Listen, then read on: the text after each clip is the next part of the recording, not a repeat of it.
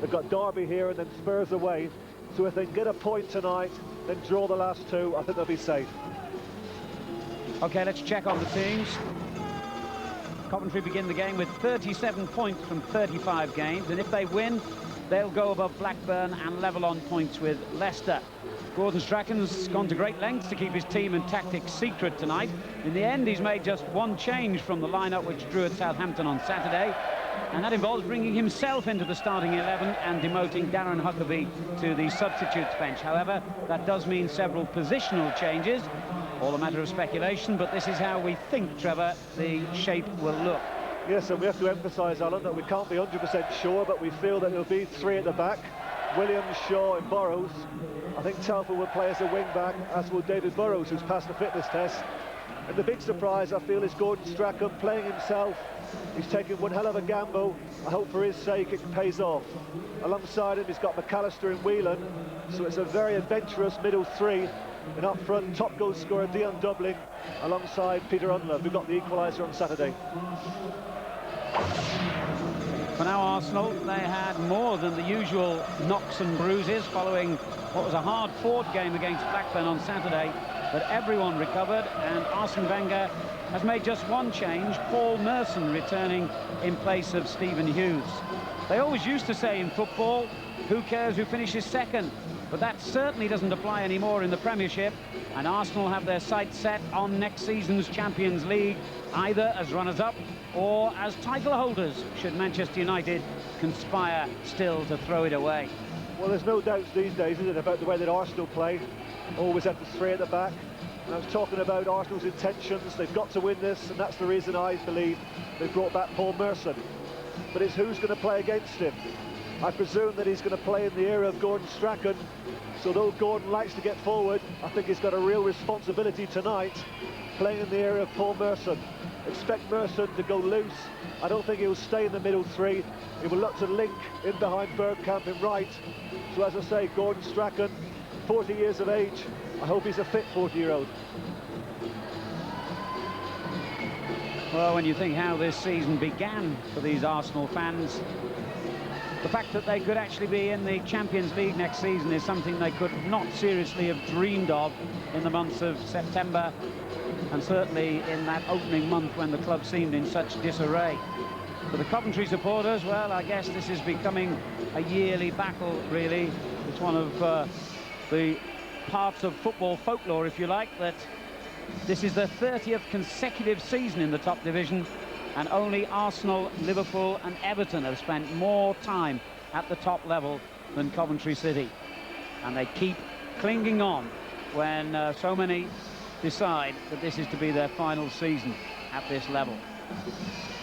They've got 37 points in 35 games, and even a draw tonight would actually give them the same number of points that they gathered in the whole of last season, when of course 38 points was enough to stay up, albeit only on goal difference, and I'm sure they wouldn't want to go through that again. Tony Adams, who is playing on despite that serious ankle injury, which will only really recover when he has the opportunity for proper treatment and rest, will lead Arsenal yet again tonight. And he is one of 4 men in the Arsenal team who were named by Glenn Hoddle in the England squad for Georgia today. David Seaman, of course, another, Ian Wright, and Martin Keown has retained his place after his recall to the squad for the Mexico game. Gary McAllister has played every single game in this, his first season for Coventry City since joining them from Leeds United. He couldn't have envisaged a relegation battle when he moved over in the summer, but that's the name of the game now.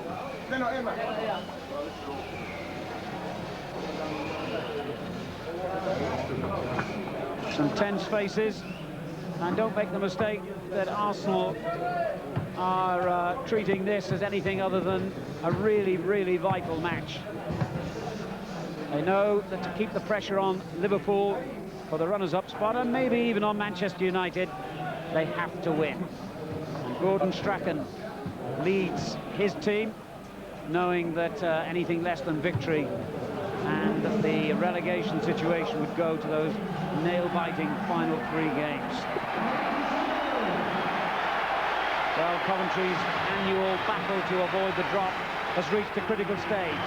Win tonight and they're surely safe.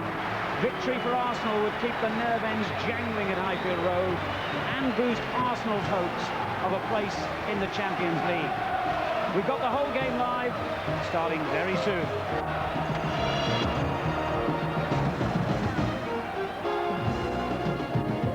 Ford takes you to the heart of the action. Coventry City versus Arsenal live.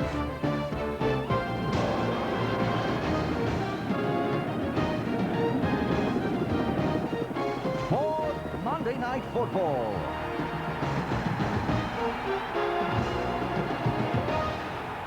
From Highfield Road, where our match commentators this evening are Trevor Francis and Alan Parry.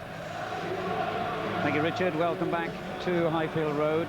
Coventry have taken 7 out of their last 9 points in the Premiership and lost just 2 of 7 games in that period of time. However, Gordon Strachan knows that points are still needed to make safety certain. And that's one of the reasons he's introduced himself into the team tonight at the age of 40. That does not, incidentally, make him the oldest player ever to appear in the Premiership. That honour, if you want to call it that, goes to that great character and goalkeeper John Burridge, who was 43 when he turned out for Manchester City a couple of years ago. But Strachan certainly the oldest outfield player ever.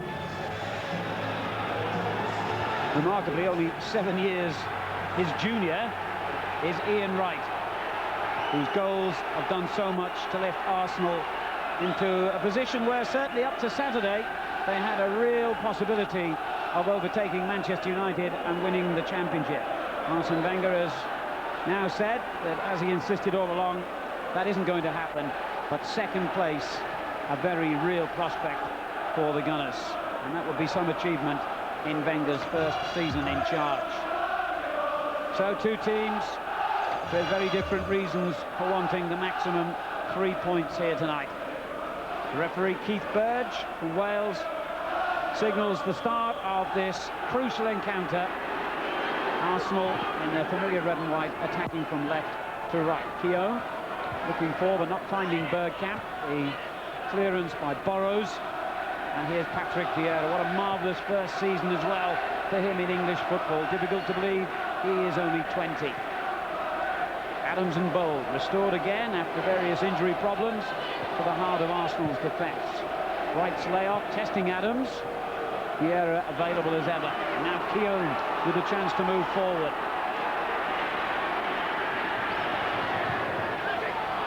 Merson, what an opportunity again for him after being out for 5 games.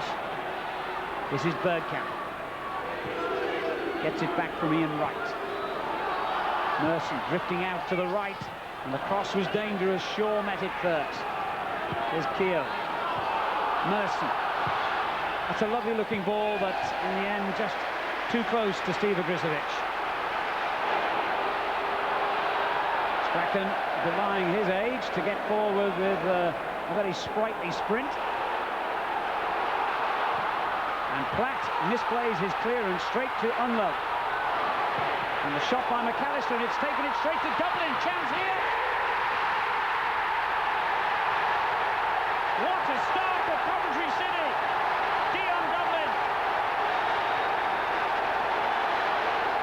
And it was Platt's error that gave him the chance of the goal. Well, it's a fantastic finish from Dublin. A mistake from Platt. I'm not so sure whether he's offside. It's very, very tight. Definite deflection. But it's a real cool finish. Hits it across Seaman, gives him no chance. Unbelievable start for Coventry. 5 goals in the last 8 games now for Dion Dublin. And Coventry have started this game in a mood to suggest that place after 30 seasons in the Premiership is something they're going to hang on to. And Strachan, the man leading the revival. Bold deflecting it wide, and Coventry have a throw. Well, it's just what they would have wanted to settle their nerves, Coventry City. A goal in the first 90 seconds.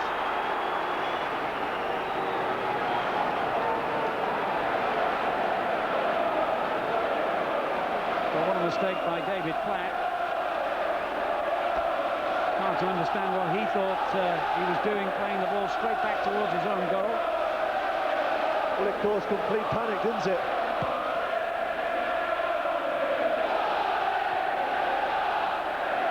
Vieira.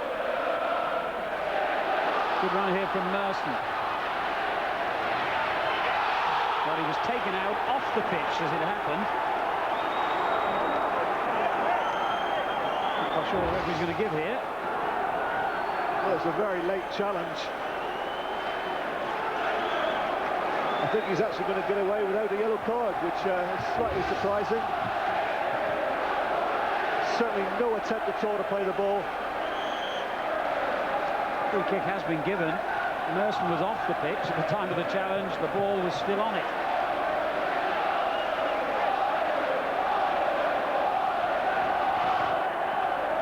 We all know how dangerous Arsenal can be in these set pieces, and that was a very dangerous kick by Winterburn.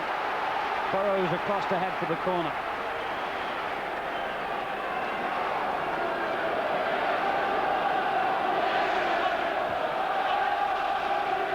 Well, a tremendous all-action start then at Highfield Road. Keown and Adams together. Bold is up there as well. Winterburn will take it again. Bold on the near post. Ooh, and Grisovic mishandles it. Well, as Ian Wright came in then, there was a great shout by the Coventry players for a free kick, and that indeed is what the referee's given. Well, it's an outstanding chance this for Bergkamp.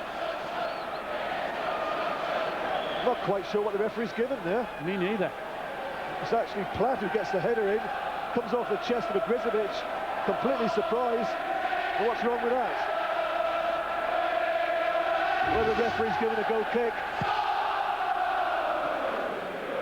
Dublin gets the touch on. Vieira plays it straight back in again. And what an eventful opening we've had. But David Platt was so close there, wasn't he, to making up for his early mistake. I can only presume Alan, the referee, given a goal kick, but there's certainly nothing wrong with it. Adams, Vieira. Merson lets it run to Keown. Merson appearing more down the right than the left where we expected him. Keown clipping it in towards right, who miscontrolled it. Strachan. A high-tempo start to this game. Dublin takes over. Well, beyond Dublin's value to Coventry City, you cannot really overstate. Gordon Strachan himself has said he's a top-level striker, but an international class defender. And of course, he's used him so often as a defender this season. But when the chips are really down towards the end of the season, it's Dublin, the goal scorer, that has been Coventry's saviour. And it's he that's given them this early lead tonight.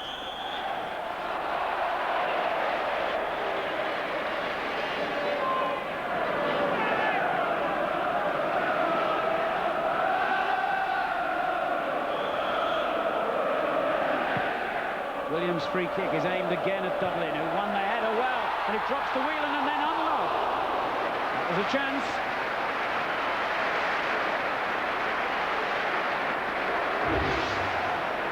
Great header this from Dublin. But the marking was very loose, as you see there. Adams and Keown confronted with Unlov and Whelan. Rather too loose. It was a good chance. On Saturday, of course, at Southampton. And it was his first goal for a year. Bergkamp. Shaw took it away from him. Strachan. Dublin. And played on again for Unlov to use his pace, but Adams covered superbly. Dublin's layoff. And the offside flag stops Unlov in his tracks this time.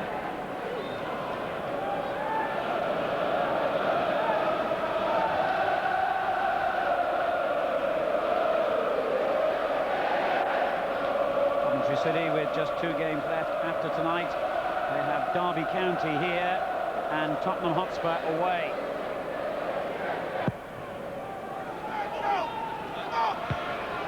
Bergkamp got up well then, and so too did Wright, but he caught Shaw accidentally, I think. And certainly there was no reaction from Shaw, but the free kick has gone against the Arsenal man.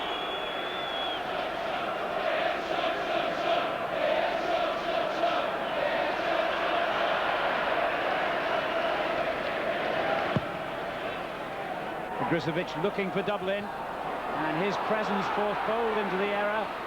Adams clearing, not the best ball for Dixon. And Coventry City are really up for this.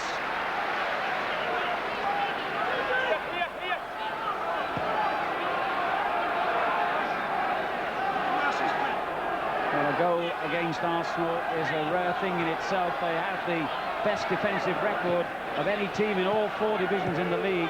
That's only the 30th against them in, well, this is their 36th game in the Premiership tonight. And they also have the best record in the country away from home, just 13 in 17 games now. Ian Wright has upset the referee again with that latest challenge. It's a very late challenge, this. You see Wright catches Burrows, leaves his foot in. And consequently gets the yellow card. Well, sometimes Wright's enthusiasm gets the better of him. And Steve Grisovic is one man who knows that, because of course when the teams met at Highbury back in October, Big Oggy got his nose broken in a collision, shall we say diplomatically, with Ian Wright. And Burrows certainly feeling the effect of that late challenge.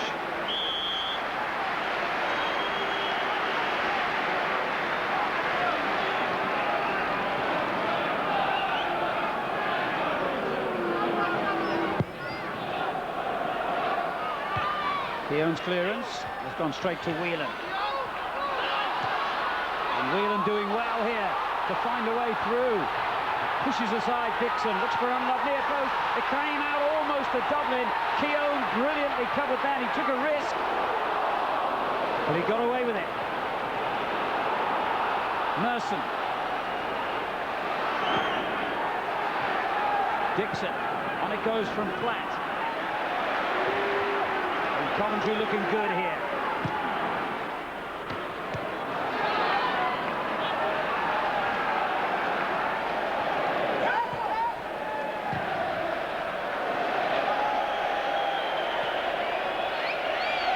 Well, obviously the goal, Alan, has upset the Arsenal defence, because I've never seen them look so uneasy at the back. Even saw David Seaman then coming out, made the wrong decision. That's where they're not dominating, is in the air. Dublin is out jumping Bold on 2 or 3 occasions. Here's Unlove with another chance to use his speed, but Adams, again, that vital step ahead of him, and in any case, the offside flag has gone up. Well, Arsenal haven't even conceded a goal in their last 5 away games. In fact, the last time they did at West Ham, it was an own goal. So Dion Dublin here became the first opposition player to score against them in an Arsenal away fixture since Alf Inge Haaland of Nottingham Forest, and that was before Christmas. When you look at that goal again, Alan, I just wonder, you know, if David Seaman feels he should have done better. I thought the shot was more angled towards the corner, but he actually gets a hand to it. May have caught him cold. It's his first bit of action in the game. And I think he may look back on that and think, well, could possibly have done better. He was outstanding in the corresponding game here, I remember, last season. McAllister, Unlow.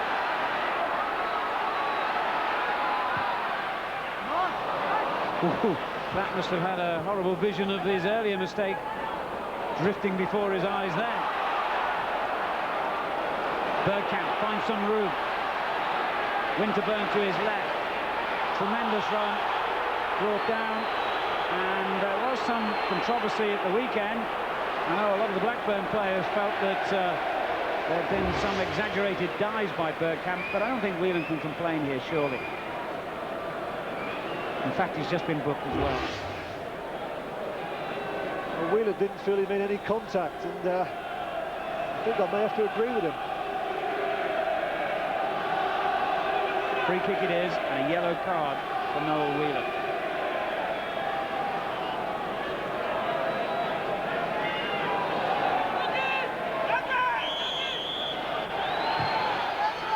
with a chance, but it just carried, what, a matter of inches too far in front of him.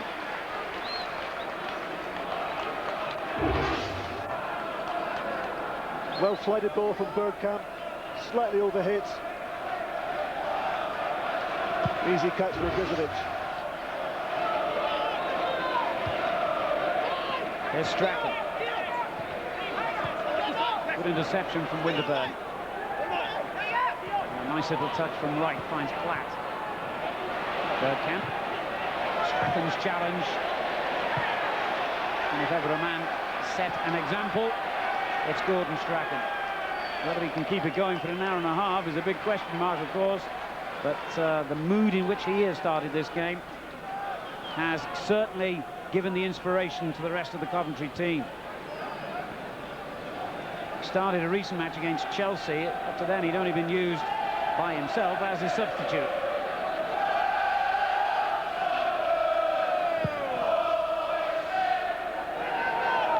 And Dublin's power in the air is causing Arsenal problems.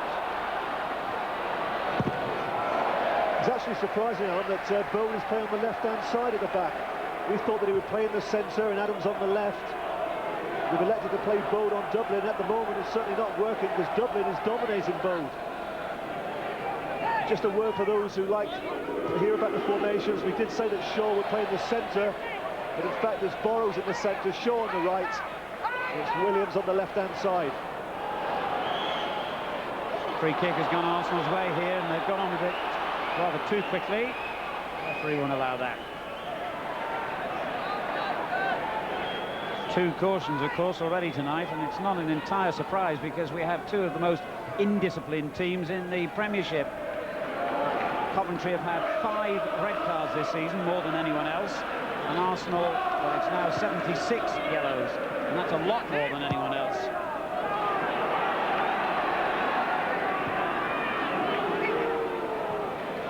Here's Bowl and Bergkamp. Vieira angles one forward for Winterburn. Oh, what about that? A little back heeler by Strachan, unlucky. Just went out of play, but nice to see him having the confidence to try the little tricks. Received by Bergkamp this time, and that's a lovely skill by Bergkamp. Platt. Rather uneasy clearance by Burrows, but they've got away with it, Coventry, for the moment. Keogh. Vieira into the space and just slipped at the vital moment. Well, it's got a real edge to it, this game.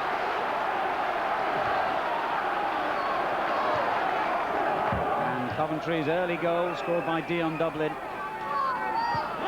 could prove so crucial. Mercer. It's a good ball. Bergkamp tried to turn his man and got the cross in well. Well, a shot by Enright was never really destined to do anything other than go way over the bar. He was falling backwards as he hit it. Once again, excellent play from Dennis Bergkamp. Merson does well against the near post. Bergkamp holds off his marker Williams and manages to get the cross in.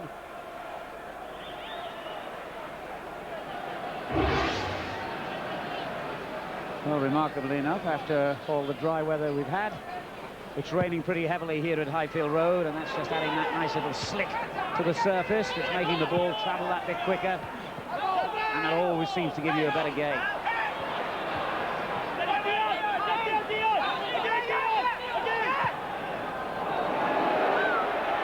Seaman immediately pressurised by Dublin.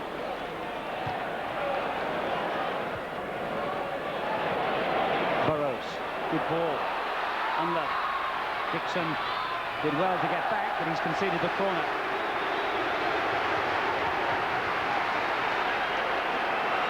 Well, the last time we came here, Alan, it's against Wimbledon, and from this position, identical corner, it was that man in the picture there, Dion Dublin, who headed into the, I think it was the equaliser, wasn't it? Or was it the opening goal? Certainly scored. And quite a lot of his goals have come from set pieces this season. It's he and Williams and Whelan all together on the near post. And a good corner as well, and he's got the touch again. It was cleared off the line Strachan's shot hit wide. Winterburn making sure that Arsenal didn't go too behind. Well, we certainly caught it, but whoever was on the goal line made a very, very welcome clearance, because it was Dublin who gets his head to it. I think it's Winterburn who gets the touch. There you saw the benefit of having somebody on the post, because if Arsenal elected to have nobody on that far post, they would have been 2 down.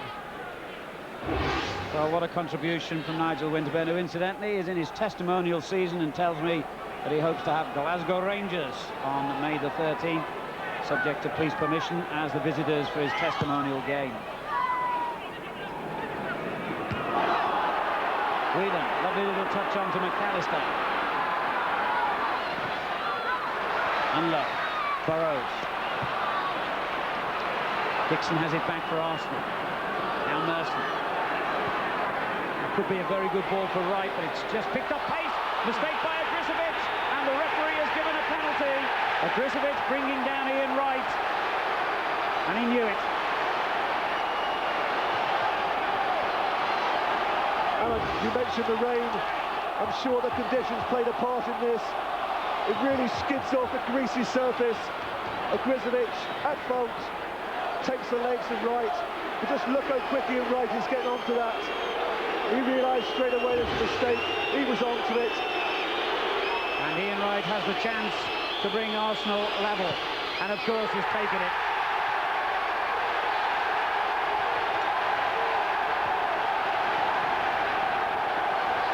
As ever, orchestrates the applause as dramatically as he scores the goals.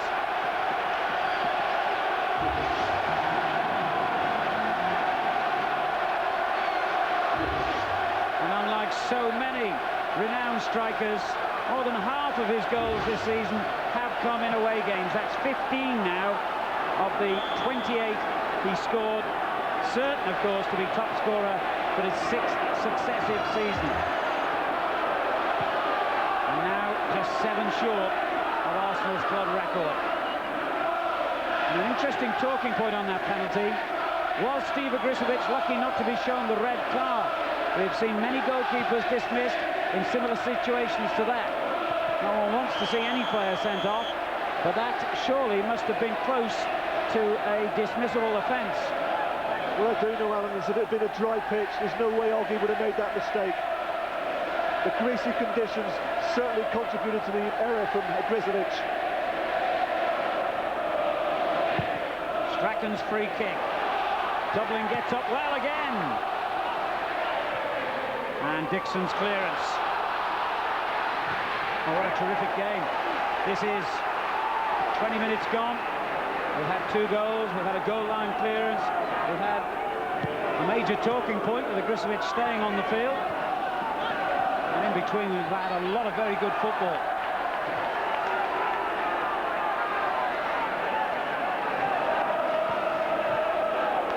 Burrows.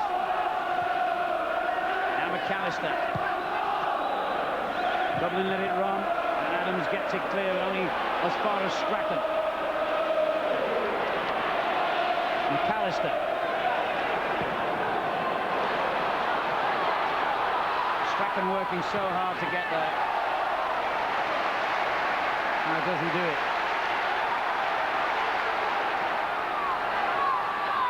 Burrows. And now Whelan. Dublin on the far post. That's why Keown was so desperate to get it away. Shaw, Dublin. Dramatic clearance by Tony Adams. Ian Wright being booed by the crowd, but I really don't think the referee could have given anything other than a penalty. And now the crowd cheering because they think he's injured. Sportsmanship not always alive and well and living in the Premiership, it seems.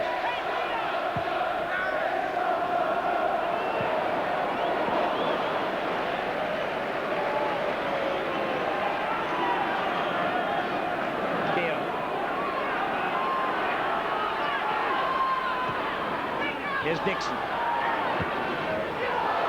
And the return ball almost found Keown. Burrows getting it clear. Midway through the first half, and it's Coventry City 1, Arsenal 1. Merson. This is Burrows, another of the Coventry veterans. Over the head of Dublin. Adams will clean it up for Arsenal, or should do.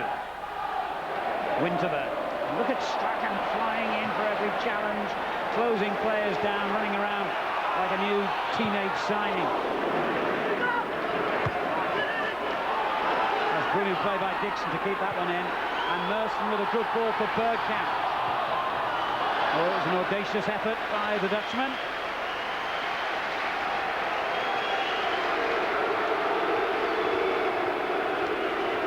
And Ian Wright, having received treatment from Gary Lewin for that ankle injury, I think it was back on.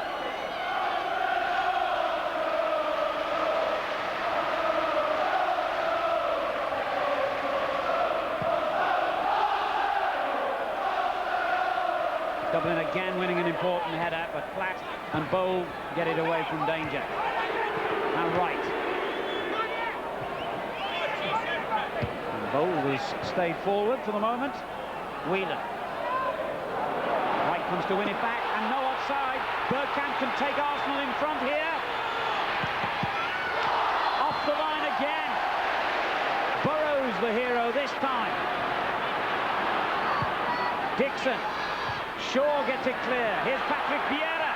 Great tackle, but it comes out to Merson. The whistle has gone, and a free kick will go Coventry's way. Just what they needed. Well, it's a great goal line clearance, wasn't it, from David Burrows?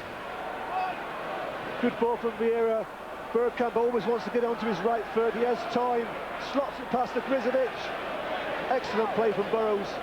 He knew where the danger was as a defender. He went back onto his goal line. Chose exactly the right option, hits him on the back. Well, he's only won back his place in recent weeks, David Burrows, after playing just one game in the previous 4 months. He's had a groin injury that's troubled him all season, and he missed most of last season with various injuries as well.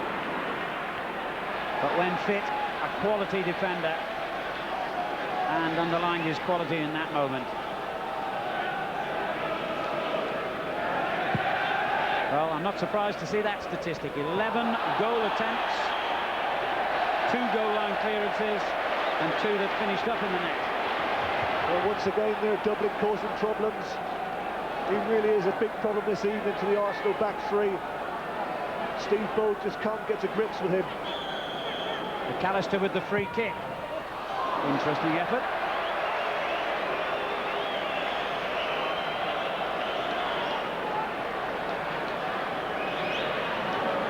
Well, let's look back on the Arsenal penalty, Trevor.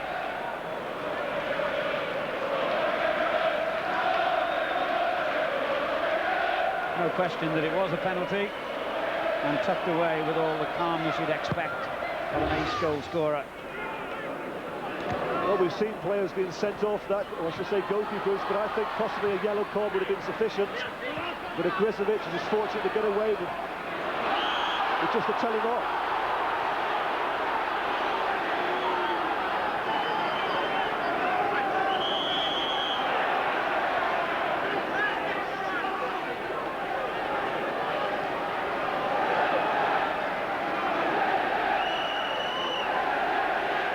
Well, you can say that Ian Wright's not a Grisovic's favourite player, can you, Alan, after the problem he had at Highbury in the season? Yes, one way or another, those two seem to be great competitors. Telfer. Clearance was by Winterburn. And Shaw guides it out of play. Well, talking of great competitors, we've got another big night of boxing coming up on Sky Box Office on Saturday, May the 3rd. 3 world title fights with Prince Nassim Hamed topping the bill. For more details on this special pay-per-view event, call our information line 0990 800 888. That's 0990 800 888.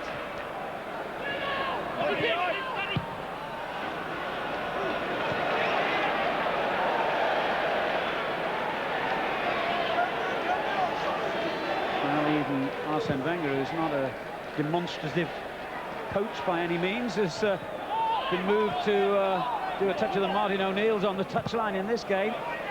It's been a high-tempo, incident-packed opening 28 minutes here.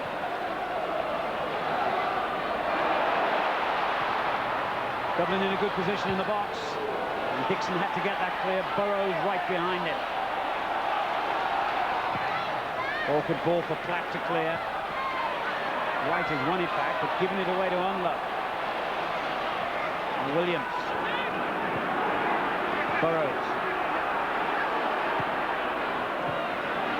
Good interception by Keogh, and excellent defending. And Vieira releases it early. Shaw read the danger. Strachan.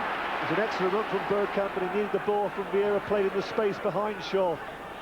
Whelan has done well. He's lost 2 players with that little shimmy and turn. And Unlove plays it back to him. Great defending from Bowl. Telfer keeps it in. The cross aimed at Dublin. And this is Burrows. Dublin is lying injured as the centre comes in again. And that will be cause for concern for Coventry. Still down on one knee in Arsenal's penalty area as Bergkamp shows his brilliant skill again. But the tackles are biting in.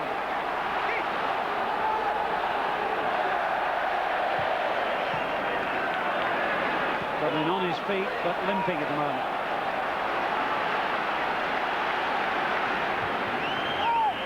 Whelan. Burrows. Unlove couldn't control it, and Arsenal come away with Adams finding Bergkamp. Adams has continued his run forward, but even he not keen to go on to that through ball.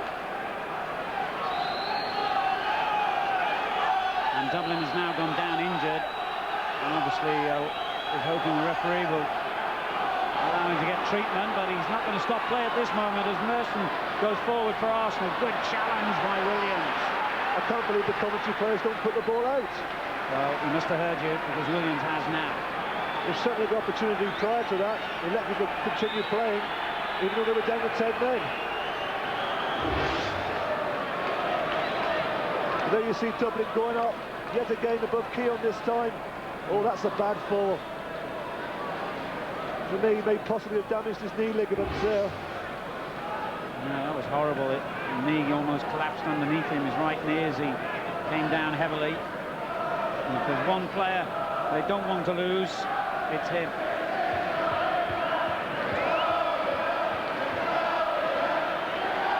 And just taking the opportunity to go around and fire out the instructions to players. And Dublin will have to be treated off the field.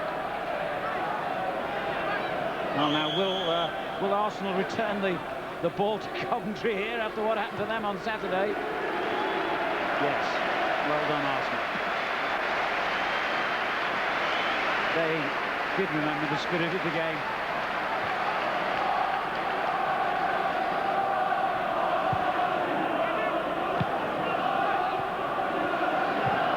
Merson survived the first challenge from Williams, but not the second from Burrows. Whelan. Oh, he played that blind, Whelan. He gave Shaw a real problem.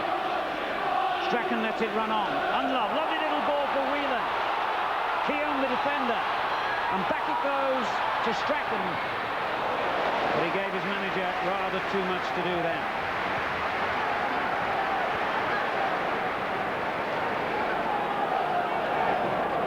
It's been a hugely enjoyable half an hour or so.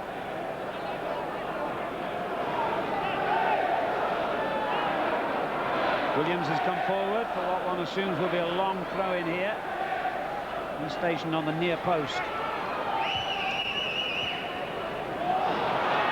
Dublin at the moment is just testing out that injury, jogging up and down the track surrounding the pitch. And I have to say, it doesn't look too clever.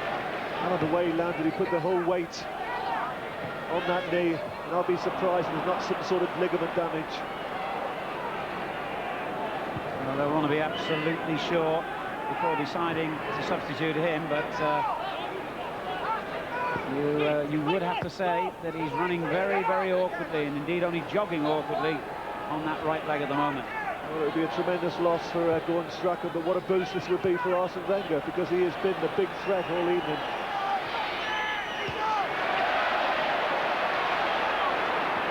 Vieira under pressure, and the pressure is enough.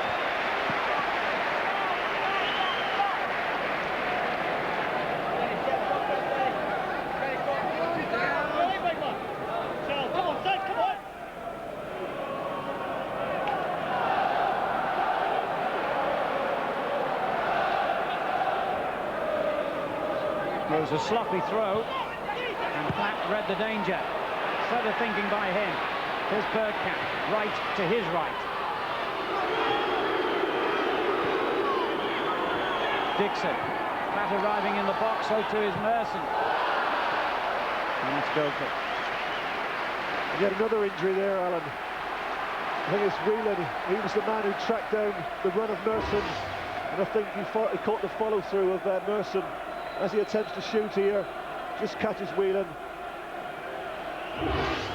Meantime, on the halfway line, Keon Dublin is coming back. Well, judge for yourself. He certainly doesn't look right, does he?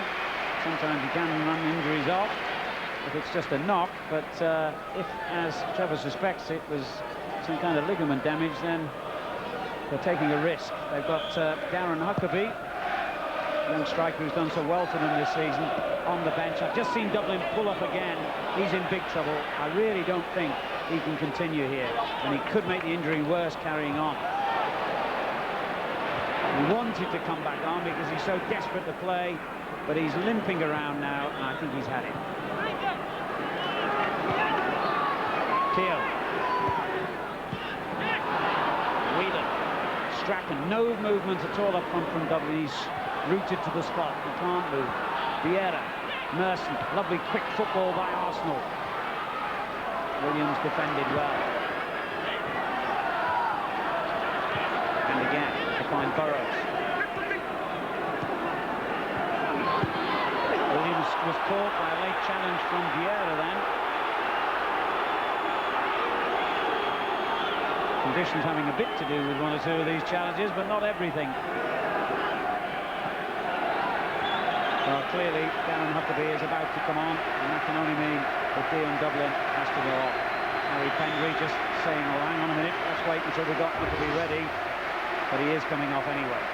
And this is why. And I think the picture was a graphic illustration of why. And the main concern now for Coventry, well, not just tonight, of course, but in the 2 games they've got left.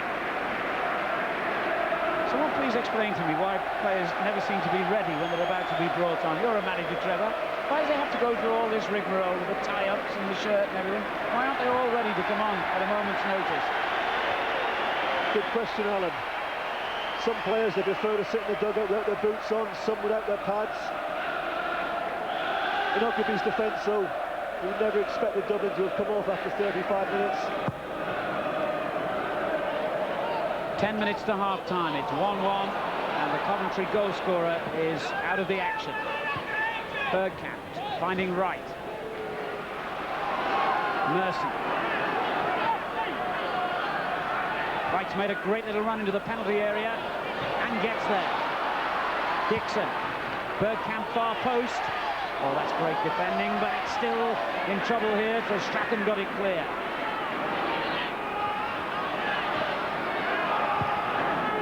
Williams. Adams straight through the clearance. McAllister. Great run by Strachan. Done brilliantly. Wonderful play by Strachan. That turned the clock back. Telfer. Whelan well placed in the middle. But as usual, Keogh spotted the danger. Little Strachan was fouled then by the somewhat beefier figure and certainly taller man, Vieira. I think the referee actually gave handball against Vieira. Telfer's cross. Ooh, Adams has sliced his clearance to Burrows. And that came off Keogh. It's a corner. I think the referee's given offside. Yes, you're right. The linesman has just flagged, so Burrows won't get the corner he was hoping for. Certainly a deflection off the foot of Keogh. I think there are 2 players who are actually in an offside position.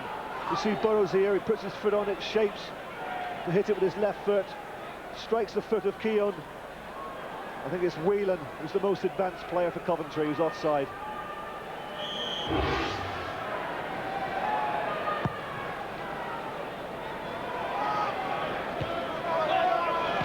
Winterburn. Bergkamp.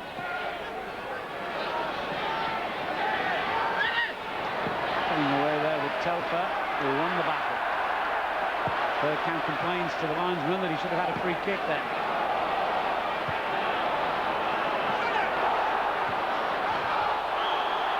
tackles continue to be very interesting.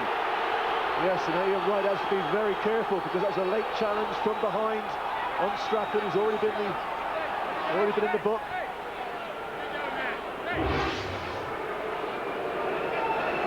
Let's have a look. Well, it wasn't quite as bad as what I thought, but certainly late, was from behind. I credit to Strachan for not making more of it. McAllister from Telfer's free kick finds Strachan. Whelan. Not the best ball he's played tonight, Strachan, but he's got away with it. And won it back well off Dixon. Burrows over McAllister's head.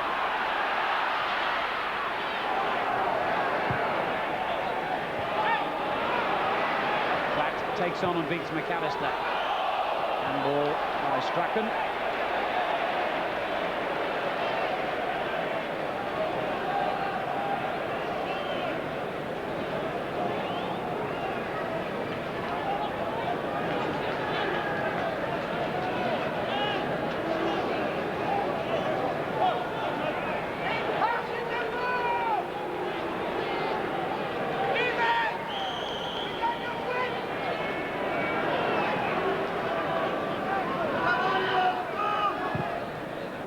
Delivered in long to Keogh, and Grisovic came and punched, but only as far as Merson. And McAllister did absolutely superbly then for Coventry. Now finds Unlove. Just took too long to make up his mind, but he's still going, Unlove. Remarkable skill. This is Huckabee. Well, inventive play by Coventry. They were unfortunate not to get something out of that. But now Arsenal look menacing on the break with Merson. Adams is in the centre-forward position at the moment. New freedom he's having under Wenger. I'm not quite sure his manager wants to see him there with 5 minutes of the half remaining, and Adams is making his way back now. But here he is. From the midfield playmaker. Great turn again from Bergkamp. He does that so brilliantly, doesn't he? Needs some support here. And he's wrestled to the ground by Williams, who is trying to claim that his shirt was being tugged first. Well, I think it's the third attempt from Williams before the referee finally decided to give a free kick. There's the first, there's the second, there's the third. 3 falls, 1 submission or a knockout. And maybe the knockout blow is going to come here because Arsenal have 1 or 2 players who might fancy a shot on target here. The alternative, of course, is to hang it up for either Adams, Bold or Keogh. Let's see what they've got in the lockout.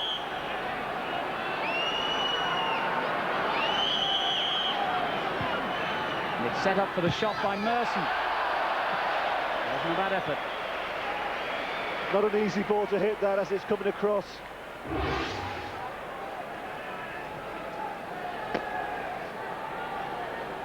Well, I say not a bad effort. When you see it from that angle, it was well wide, wasn't it? In 24 hours' time, another of the season's massive matches takes place exclusively live here on Sky. It's the FA Cup semi-final replay. Can Chesterfield of Division 2 complete the dream? Or will Middlesbrough take their place against Chelsea at Wembley in the FA Cup final? Don't miss that. Seaman almost missed that under pressure from Huckabee. Adams. And Wright has miscontrolled it. Went sliding in late again on Unlove. He's walking a tightrope at the moment, Ian Wright, with that earlier caution. I'm not sure Gordon Strachan would have admired that back either then from Unlove, which has given possession away to Arsenal. Keep it simple, I would have thought, was the message from his manager in that situation. Whoops, Nelson with a rather embarrassing miss kick. But Dixon did well to work hard and get it back. It's gone out of play, however. Coventry's throw. Arsenal at the back has certainly got a different threat now in the shape of Huckabee. I wouldn't think there's a quicker front two in the Premiership than Unloved and Huckabee. But no doubt, Coventry are missing the aerial threat of Dublin. What we call the out ball is certainly missing at the moment. They have to be more selective in their build-up. Everything must either go to feed or into the space behind. Anything in the air will be covered up by the Arsenal back three. There was a lovely ball into the feet of Bergkamp by Wright. Dixon. Merson. And again looks for the little run, this time from Patrick Vieira, and the header wasn't far off target. Good little run from Vieira and an excellent ball from Merson. Picks him out well. Just gets a little bit too much on it, but an intelligent run.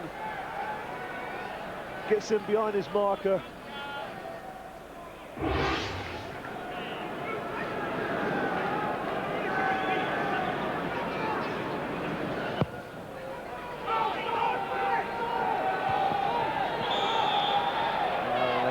Given a free kick to Arsenal there for the foul on Bowl, who will be relieved. I think that Dion Dublin is no longer part of this match, because he's been winning an awful lot of headers.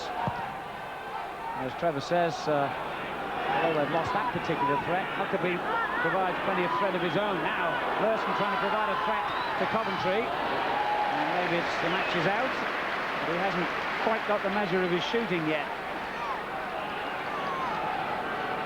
I'll be interested in half-time, Alan, just to hear what Andy thinks about the goal from Coventry. There was a slight doubt whether it was offside when Dublin received the ball. Yeah, certainly no shortage of talking points in this excellent first half at Highfield Road. Huckabee dispossessed by Keogh. Bergkamp's header. Right. Vieira opens it up for Winterburn on the left. Strachan's there to make life hard for him. Bergkamp with a glorious little ball. Flat. And Shaw's clearance was a poor one. He was rather lucky then. He played it straight to Winterburn.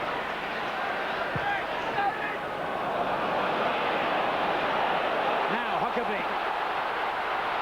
It's 3 against 4 at the moment. And Huckabee has beaten Keown first time, but Keown did well to get it away. Burrows. Bold with the clearance. And Arsenal can break. And again, it's 3 against 3 in fact this time. Merson. Oh, good defending by Burrows. Well, it's end-to-end stuff this, as the old cliche goes. Wheeler.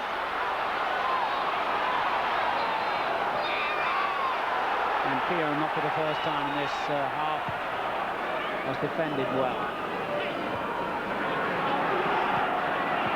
Well, both sides are really going for it. It's a pity we've got to stop for half-time. Well, if the second half is only 50% as exciting and eventful, you won't want to miss it. Superb 45 minutes at Highfield Road. Ian Wright, as usual, involved in one of the talking points of the half. But before that, Dublin had given Coventry City the lead with less than 90 seconds elapsed. He ended up going off with an injury, and before that, Coventry conceded a penalty, Agrisovic's wild challenge on Wright, and the man himself stepped up to take the kick with confidence and bring the scoreline to Coventry City 1, Arsenal 1. We've had goal line clearances and all kinds since then. Plenty for Andy and Richard when we come back after the break.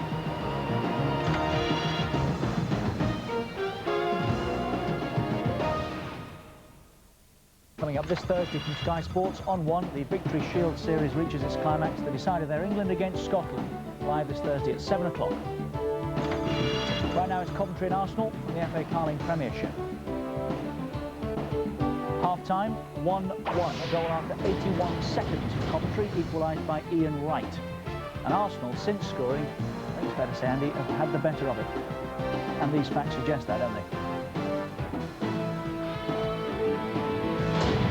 Can you please, Whelan and Wright.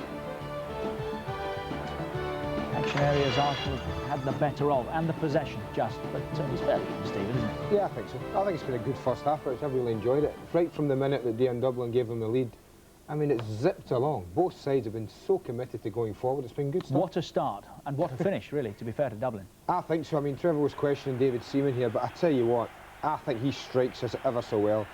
I think Seaman's position's pretty good, but the shot was so well struck, it was past him. Was he offside? Well, Trevor asked the question. We've got the perfect angle here, absolutely perfect, that shows most Coventry fans, and you are pleased to know, that he wasn't offside. They're a little bit unlucky in the fact that Tony Adams gets drawn out there into the tackle. So it does leave the back two now a little bit short here. Because Steve Bold normally would stay pretty close to Dion Dublin, but he gets attracted infield. You can see him come in. Now Adams has got back. Now, where's he hitting it? There you go. On. Yeah, he's about half a yard onside. You don't need your line, do you? Don't need the line. 18-yard line is absolutely perfect there. The little deflection works for him. But as I say, once again, I think this is a great strike. Couldn't ask for much better than that. And the equalising goal, first of all, the incident. Was there any doubt in your mind that it was a penalty? No. I mean, look at this. He goes down. Oggy, he knows, I think, when he gets up. He turns away, hoping to take a goal kick, but I think he knew that it was a penalty. He wasn't booked. Should he have gone off? Well, I mean, booked at least. Might he have gone off? Well, we saw Perez, and we debated it about half an hour ago, about the Sunderland thing. People were saying he should have gone off. This was more serious than Perez's, I think, because it's in the 18-yard box. But I think that had he gone off, that would have been compounding it. They're a little unlucky, Coventry, because they lose possession when they've got good possession. And Merson doesn't hit a great ball. He's looking for Wright. You know what Wright's going to do. He's always going to run in behind. And Paul Merson looks to thread a ball through and just overhits it. And I think 9 times out of 10, Oggy gathers that up. But as he spills it there and it happens, he goes past. I think what saves him is the fact that I think it's Richard Shaw. He's around there with him. Yeah. And the referee, you can see just here. I'm not sure what kind of view he gets there with the Arsenal player, but there's nothing else impairing his view there. He must get a pretty good sighting of that. And I think had he gone off, it would have been rather harsh.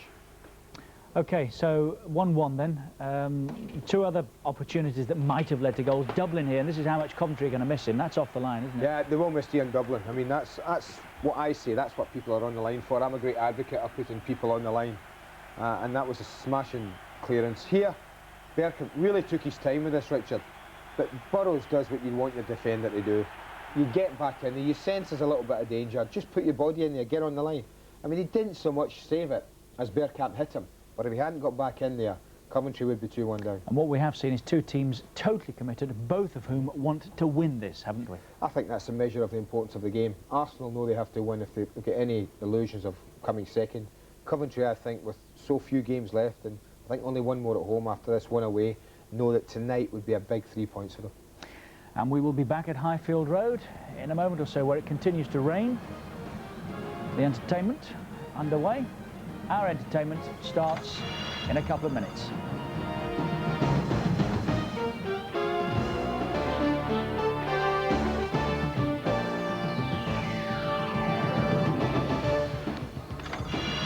There's another big night of live boxing coming up on Sky Box Office Saturday, May the 3rd. 3 world title fights with Prince Nazim Hamed topping the bill. For more information on this special pay-per-view event, call the information line on 0990 800 888. Right now, the live football is Coventry against Arsenal at Highfield Road. The goal after 81 seconds for Dion Dublin and Coventry, equalised by Ian Wright from the penalty spot. Are there more goals in it, Andy? I think there'll be more chances, Richard. I think what's helped, I mean, Trevor's talked about the conditions a couple of times tonight. I actually think that's helped in making the game entertaining, because when they've passed it about, it's really zipped off the surface and pass has been crisp and bright. Coventry have got a problem though. They knocked the ball long to start, and Dion Dublin caused Arsenal's trio of centre-backs as much problems in the air as I've seen anyone causing in that opening, 20-30 minutes that he was on. Now, with Darren Huckerby on as a replacement and in love up front, they don't have an outlet as such. If they knock it high, it's just going to come straight back to them. So they've got to either try and feed it down the sides, down the channels a little bit more, into feet a little bit more, and it must be a big change in plan, because I'm sure they geared an awful lot on Dublin. It's back to Highfield Road then to join our commentary team, Trevor Francis and Alan Parry. Thanks, Richard. Welcome back. And being a sky blue man, you won't thank me for telling you that Coventry's home record is one of the reasons why they've been in trouble this season. Before tonight, only 4 wins from 17 matches here at Highfield Road, and in fact only Nottingham Forest have a worse home record than Gordon Strachan's team. Maybe they would regard 1 point tonight as being enough, but with Ian Wright around, you can never settle until that final whistle in any case. But certainly 1 point would take Coventry to 38, and as I mentioned before the kick-off, both Coventry and Southampton stayed up with 38 points last season, although I stress only on goal difference. Manchester City had 38 points and they went down. 40 points is generally regarded as the threshold for safety since the Premier League went down to 20 clubs. Arsenal, of course, with their sights set on the other end of the table and on qualification for Europe, which should come their way, irrespective of what happens. Remember, they are second on goal difference ahead of Liverpool, 64 points. A win, they'll be only 2 points behind Manchester United. But Arsene Wenger's team will have played 2 games more than Alec Ferguson's. And what's more significant is that if they win tonight, they'll be 3 points ahead of Liverpool and 7 ahead of Newcastle, the other teams challenging for the more important than ever runners-up position.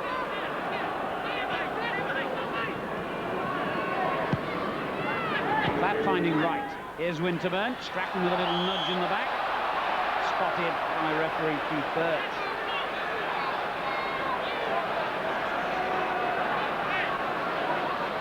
Well, we had a very early goal at the start of the first half. And Arsenal repeat the dose at the start of the second here. Winterburn looking for the header ball, and it just dropped to Keown. It's a good, clever turn by Keown, but Burrows read the danger. And I'm just looking at the Coventry bench, and they've just sent Richardson out to warm up by himself. I don't know whether that's significant. Gordon Strachan has been saying he finds it harder and harder these days to recover from matches. He did play half an hour at the Dell on Saturday. He has had the first 45 minutes, of course, here tonight. So maybe he's feeling the effects, we shall see. Adams under pressure here from Unlove. Oh, David Seaman took a confident touch then. Winterburn's clearance. Shaw helps it back to his goalkeeper. Steve Igricevic has not missed a game for Coventry this season, the season in which he broke the club appearances record.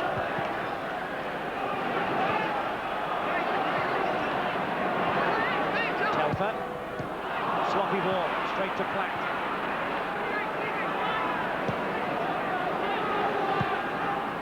Vieira.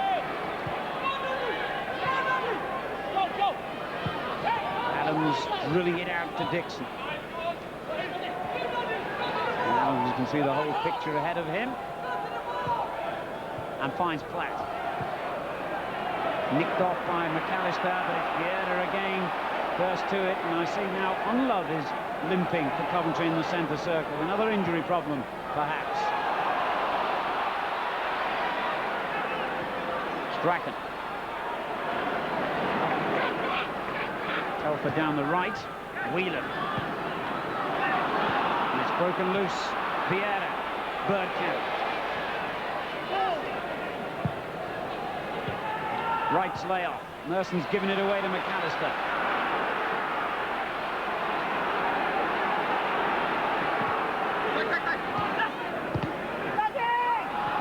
And once again, Coventry guilty of sloppy play. Can Merson punish them this time?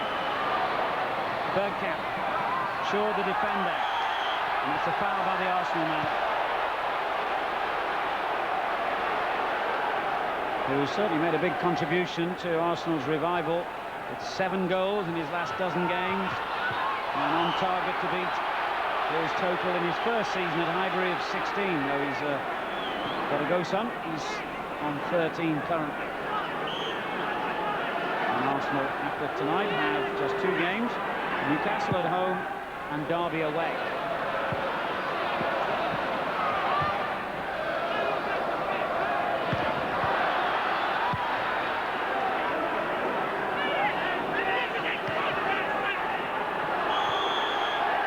crucial little incident then between Shaw and Bergkamp, and the Arsenal man gets the free kick this time.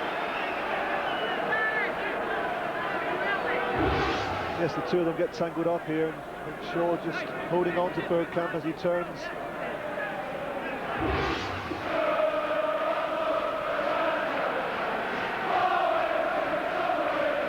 Arsenal with 5 wins in their last 7 games, and have kept 5 clean sheets in the process of that run. Traditionally, Arsenal's strength has been built on their defensive record, and that is pretty much in evidence again this season. And they've enjoyed 3 successive away wins at Everton, Southampton and Chelsea in the Premiership before tonight.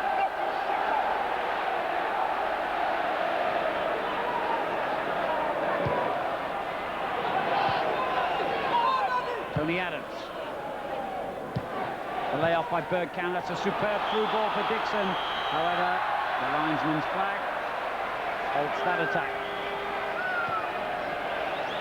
It was excellent play from Arsenal, good ball in, nice little laid back from Bergkamp, good running from Dixon. As you can see there, he's onside. And he was clear.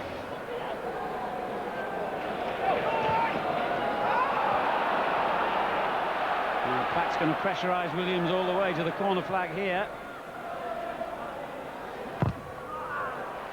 And it was good pressure by David Platt.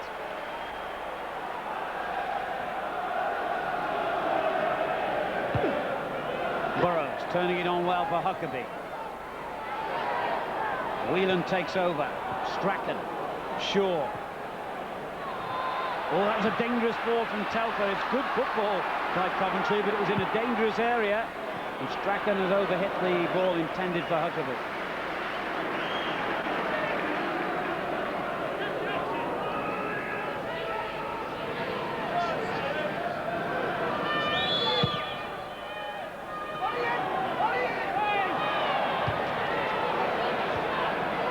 Vieira finding right.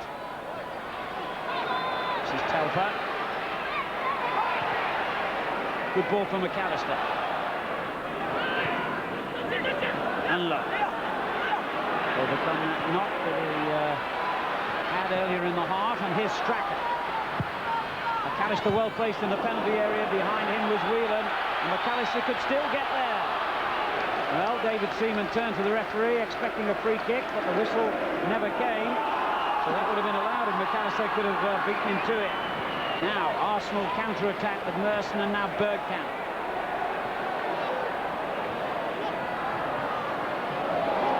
Not very often he gives it away as cheaply as that.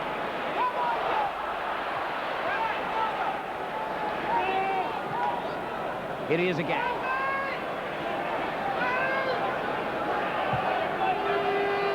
Winterburn. Bold has made a forward run. And that ball from right somehow found its way back to Winterburn. Flat. Bergkamp. Merson well placed in the box here, but the flag has gone up offside. I wonder if he got it right this time, the linesman.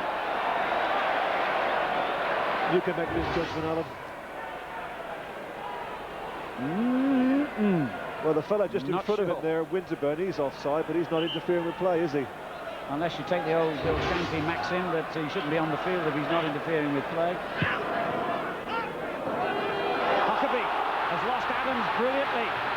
Can he finish? Huckabee! Oh, he'd done all the build-up so well, but when it came to the finish, well, I think Strachan's not too pleased with him. Well, the amount of ground that Gordon Strachan made up to give support. Just have a look at Strachan here. All Huckabee had to do was just slip it inside to him. He elects to go alone. Really a wasted opportunity for Coventry. And I think the manager said something along the lines of, I say, dear chap, do you think you might have made the wrong decision there? Something like that.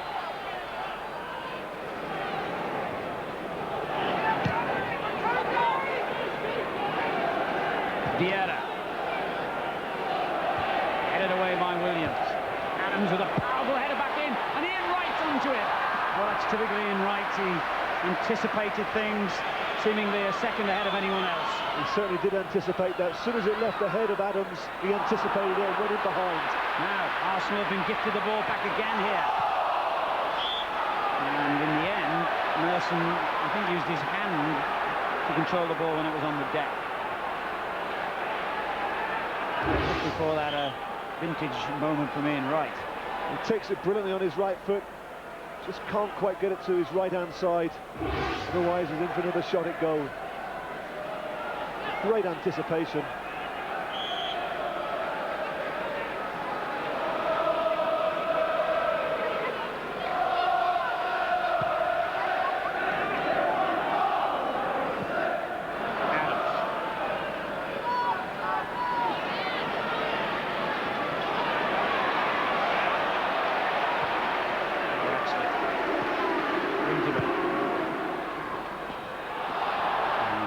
Just good enough to block the run from Bergkamp then.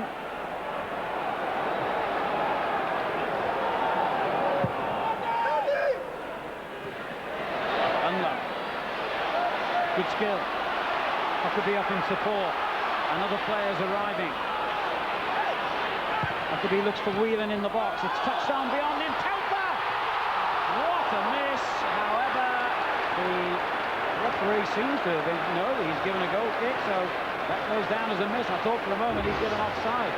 Well, Telfer did fantastic getting at the back post, but it really is a good chance. Gets it all wrong. That's the second chance in the last 3 minutes. Remainder of these opportunities. He's only managed one Premiership goal for Coventry in 61 appearances, and that was in only the second game he played for them over 20 months ago. If he could have doubled the total then, what an important goal it would have been. And the referee has penalised Arsenal here. He surely should have played advantage then. Bergkamp was in a wonderful position. Well, that really is a poor decision. And then the ball's actually a yard away from Bergkamp when Mr. Burge puts the whistle into his mouth. I can't believe that. Nor could he.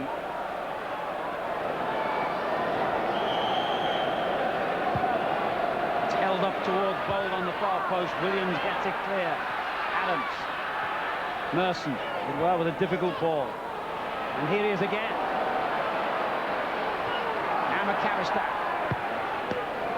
Great ball. Stratton. And the ball fizzing around at such pace here. Merson, Bergkamp. That's got to be a free kick. And it's a very dangerous position for McAllister to concede it. Brilliant skills this from Bergkamp. Nice tight control. Well, if it wasn't a free kick, it was certainly a sandwich.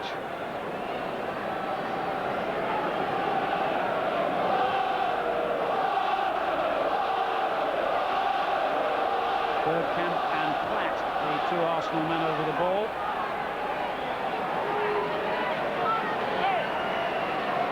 Platt has walked away. Bergkamp takes. That must have been very close. Well, I think Bergkamp's facial expression tells a story. That is close.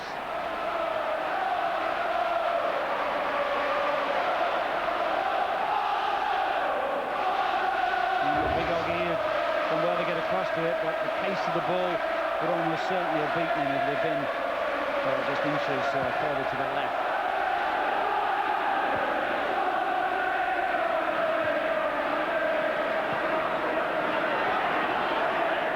The pace of this game, unrelenting. Very watchable this. Jones presented it straight to Williams. On to Huckabee. Adams the defender. Huckabee's first really dangerous run. Oh, and the shot at the end was a little bit hurried and well wide. Well, once again, Huckabee annoys another experienced player.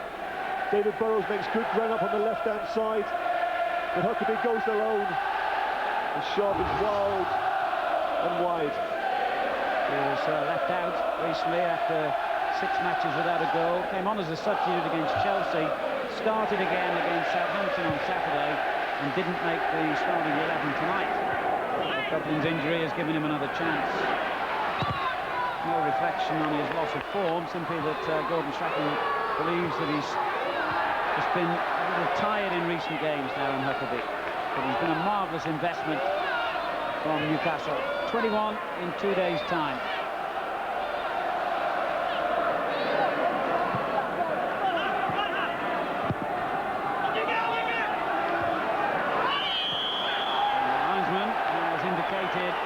Free kick to Arsenal here, supported by the referee. They've taken it quickly. Merson, Adams,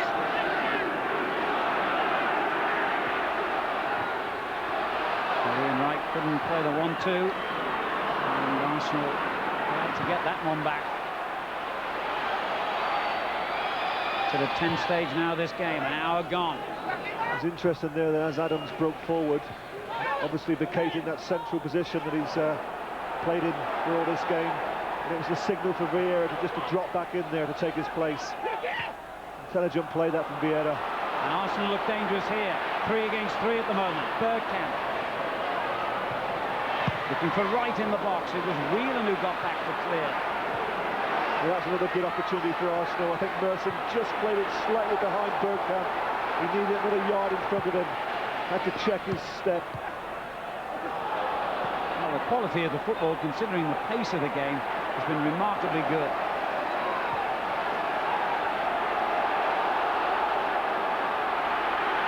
Full of commitment as well. Here's Winterburn. That's a bit too strong for him. And Telfer almost got himself tied in a knot then, but he did very well to get out of that little cul-de-sac. Here's Strachan.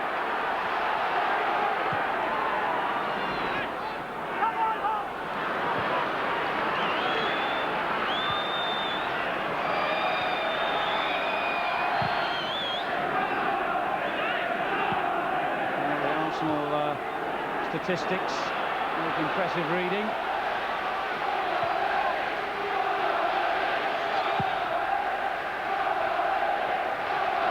Bergkamp touching it on for Wright. Shaw gets it away, and then Burrows.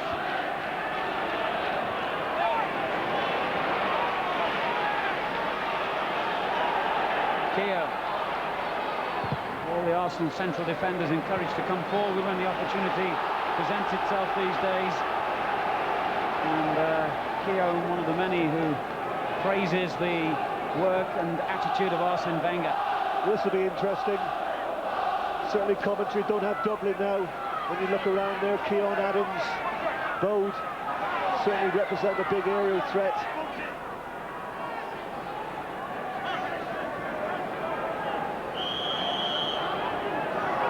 Winterburn's corner.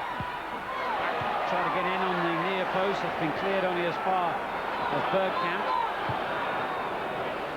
Dixon has given Vieira a bit of work to do on that one.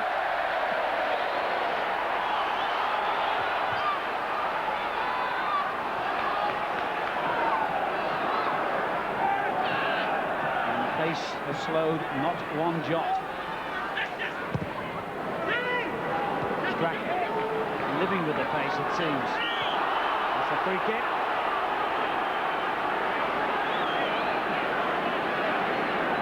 Is he really 40?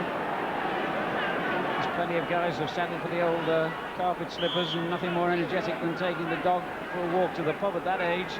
And there's Gordon Strachan competing with the pace of a game at the highest level.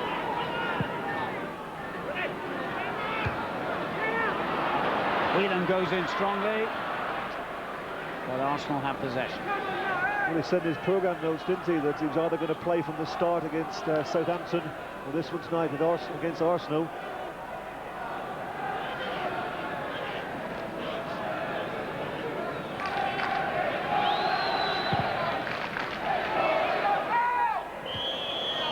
Ideally placed to see a nudge by Williams on Bergkamp.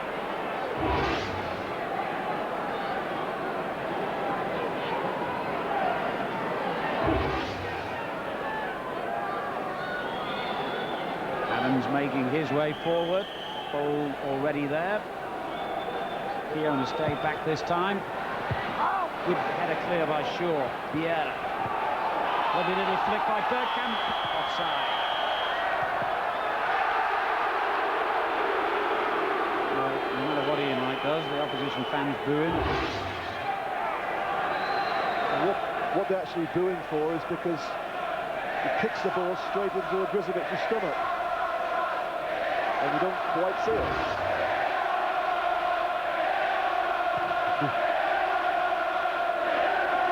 Well, you can't say he doesn't get involved in football matches, can you?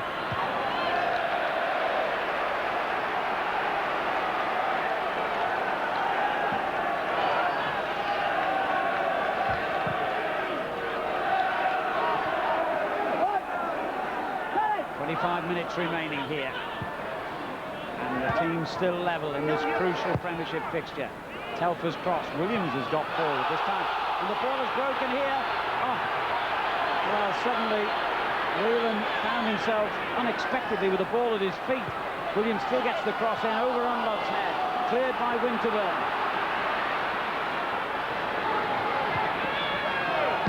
And bowled as strong as ever when he needed to be. Sure.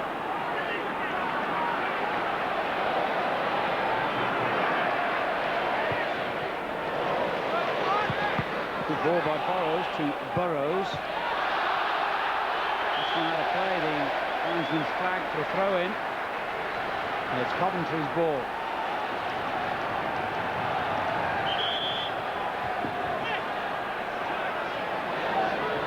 Trio of Arsenal substitutes warming up behind David Burrows.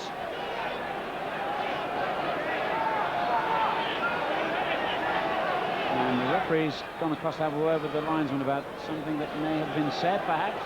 I would think one of the substitutes disagree with the linesman's decision.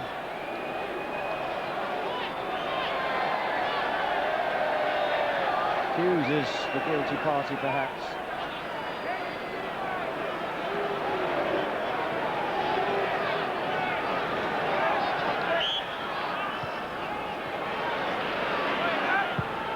Driven in by Williams. Alistair couldn't quite control it. It's broken loose to Merson.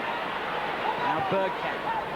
This is Vieira. That's no foul. Even though he's looking for the whistle, he's not going to hear it.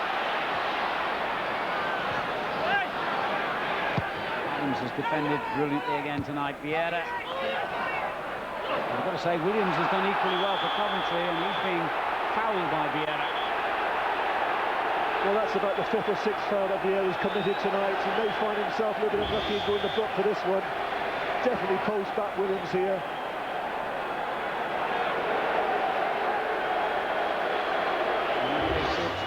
Two yellow cards on the night for Arsenal. 77 for the season. And counting.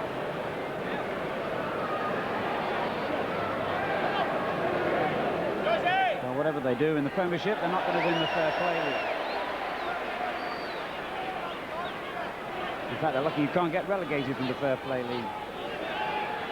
Something he'll have to work on next season, perhaps.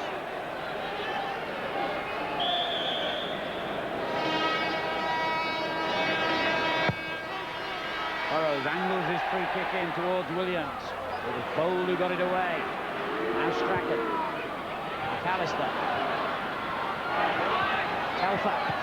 Done well here, Telfer. Williams is forward again. And that just looped gently in the end to Seaman, but it was a decent effort. And Coventry had it back with Whelan. Strachan. Ian Wright who closed him down. It's not often you have to say good defending from Ian Wright, but that's what it was. And Coventry having a little purple patch here. Ooh, after all from McAllister, invited the interception. Not like him.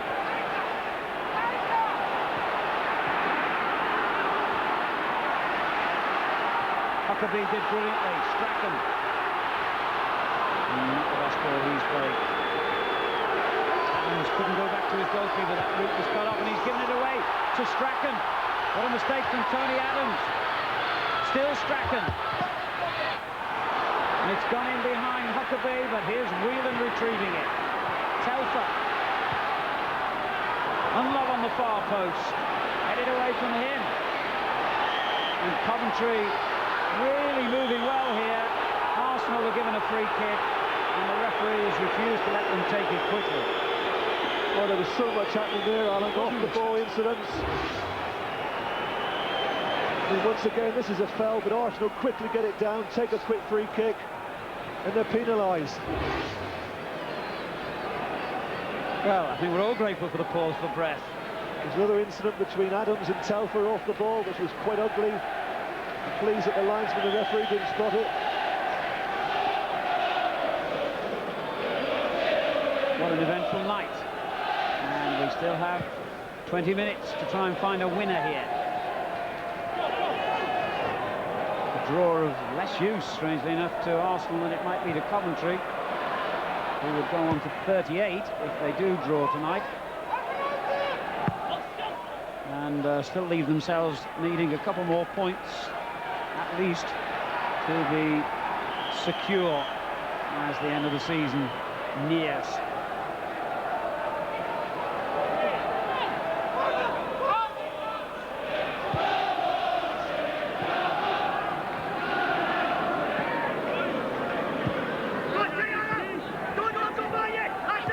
The ball, Winterburn finding Platt.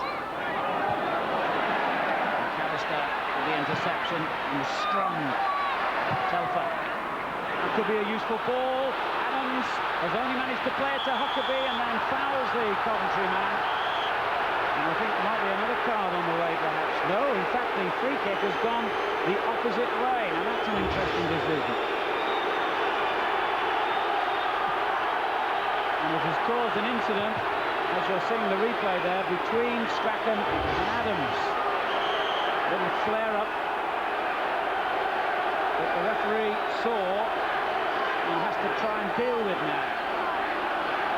And all credit to Winterburn for trying to keep Strachan away from the referee here, because I think if he said to him what he first thought, well done Nigel Winterburn, that's excellent. He's tried to calm an explosive situation there. And for a guy who's on the wrong end of a bit of bad sportsmanship on Saturday, excellent to see Winterburn's attitude. Hope that adds a few more to his testimonial gate.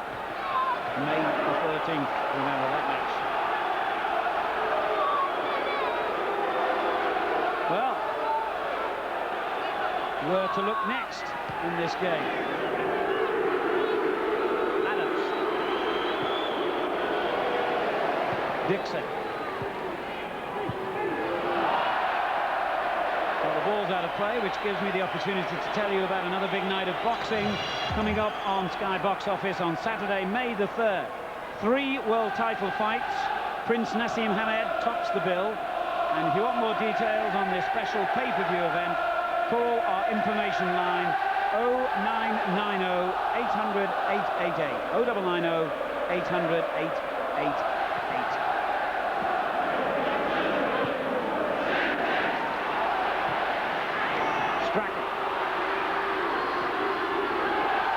No free kick, he'll be furious again. Lovely layup. Bergkamp. Platt. Merson. This looks ominous for Coventry, this Arsenal attack. Dixon joins in. Spectacular clearance, has only gone as far as Vieira. And Love. There's the danger.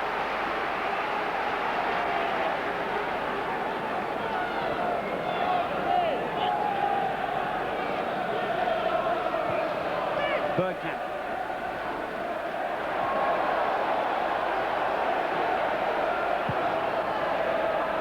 Huckabee is offside.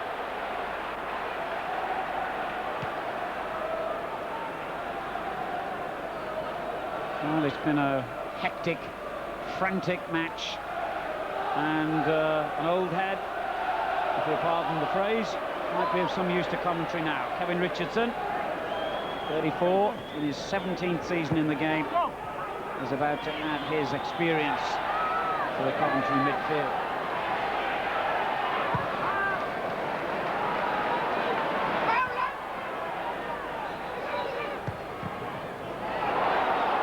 Burrows has the ball back for them. Strachan. Wheeler. Again, really moves around it so quickly. Williams foul. It looks like a substitution will take place, and that'll give the players a bit of a breather. Really has been end-to-end in the second half. I think they were trying to get Strachan off, and he's saying, I'm okay. I'm the boss, I'll do what I want. Interesting one, that. Looks like he's overruled his number 2, Alec Miller, and Gary Pendry, so he's got to get the tracksuit back on again. Well, that might be a first. Quarter of an hour to go. The old chap has still got plenty of running left in him, he thinks, and as he's the boss, he makes the decisions. Don't forget, it's your vote for man of the match. 0891 11 1101. That's 0891 11 1101. Call us now. Quarter of an hour remaining. Will there be a winner?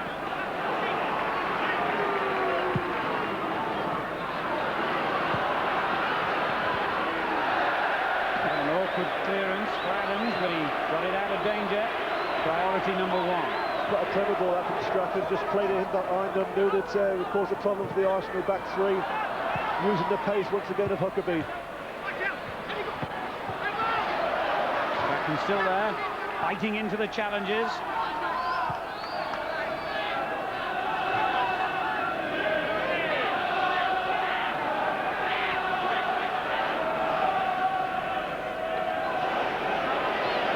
Unloved sprinting to close down Keogh. Adams. Strachan doing likewise on him.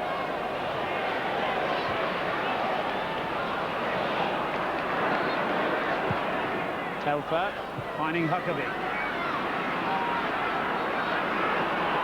And the big, strong, long-striding Vieira on a tremendous run from outside his own penalty area into the next box and slides it through to, of all people, the captain, Tony Adams.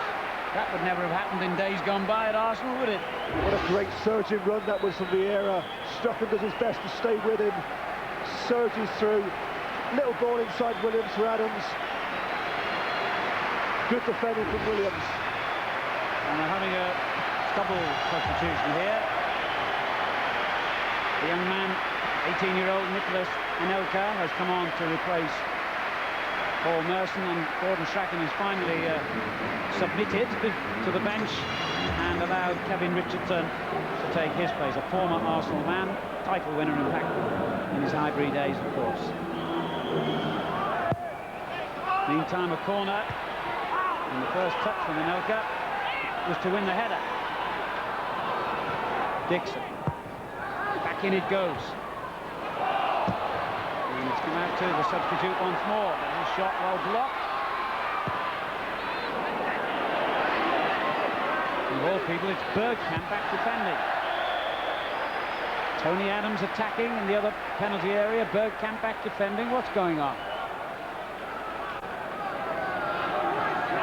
A much more fluid system at Arsenal these days, and it makes them a much better team to watch.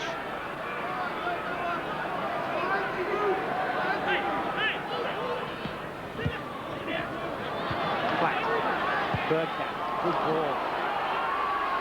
Off he goes again, Vieira, those long legs, covered up the ground, and he finds Anelka. Back it goes to right. There's a great challenge by Williams. Possible goal-saving tackle, that one. What a great break that was, started from Dennis Bergkamp. Vieira's always in close support. Another surging run, picks out Anelka.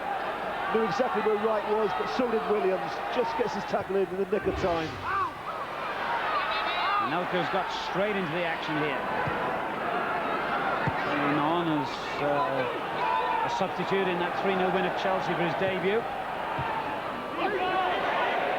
And that'll be a goal kick. No, he's kept it in play, Oggy, and the ball just seems to never go out of play in this game. The statistic on that particular one will be interesting. I can't remember a game where the ball seems to have been in play so often for so long. Winterburn. Challenged by Telfer. Free kick.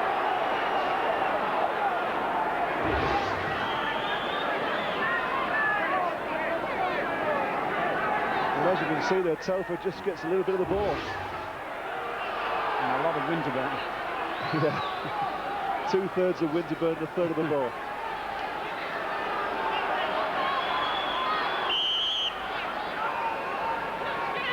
Can't believe Bode wants the ball there. He should be up in the penalty box, surely. Just 10 minutes left. Keown is certainly going in that direction. Bergkamp with a layoff. And Bode beaten to it by Wheeler. Well played, Winterburn. Well, a handball decision goes against Arsenal. And yet again, the free kick is taken so quickly. Wheeler. Well, both teams are fighting for every challenge here. And with 10 minutes to go, anything could happen still in this game. There's never, ever in this match been a sense of anything other than two teams going for a win. Adams. Anelka.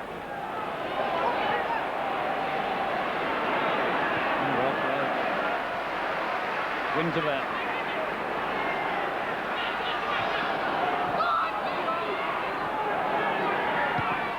Bergkamp looks for right. And Burrows clears his lines.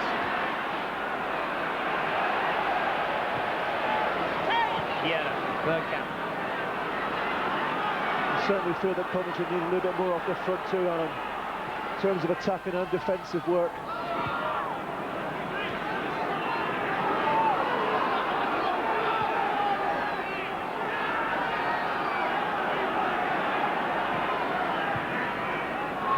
Pressing up on Arsenal in the middle of the field, forcing the ball to be played wide where it's been miscontrolled by Dixon.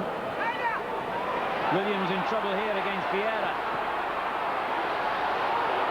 He's had a splendid game, Williams. He's got a free kick here.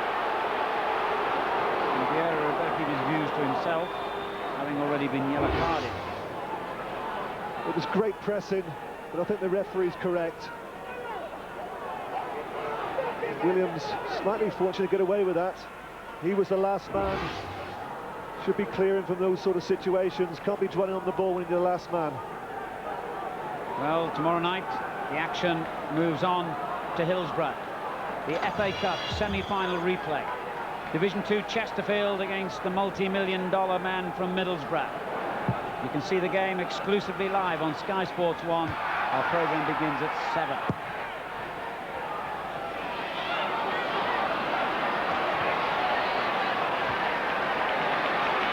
8 minutes to go here.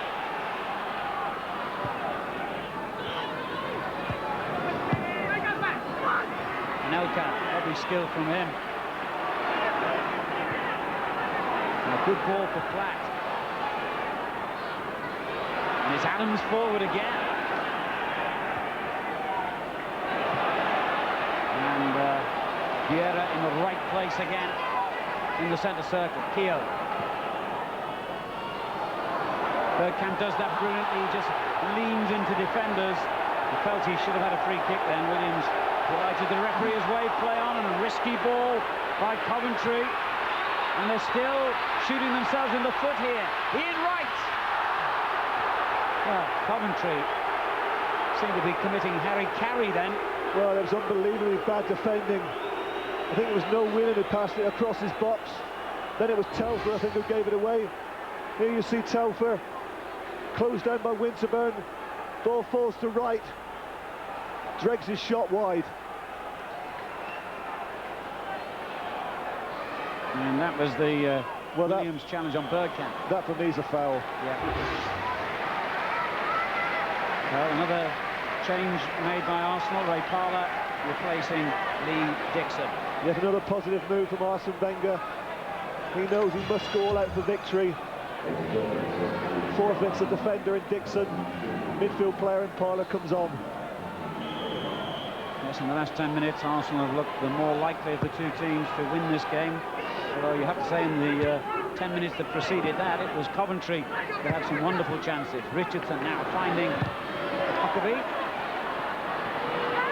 McAllister. With Wheeler. Too far for Unlove, but it almost came back to him off Parlour.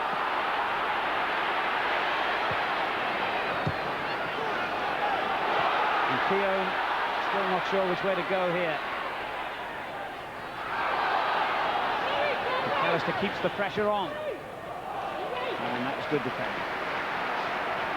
Let's remind you of the number to ring for man of the match. Your verdict: 0891 11 1101. That's 0891 11 1101.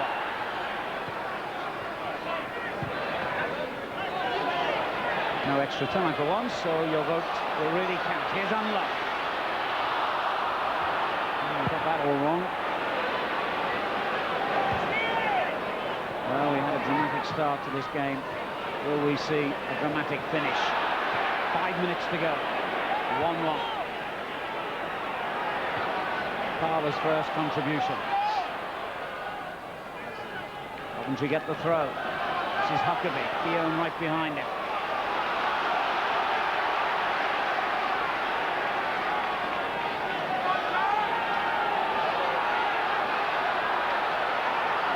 Burrows complains he hasn't really got a target.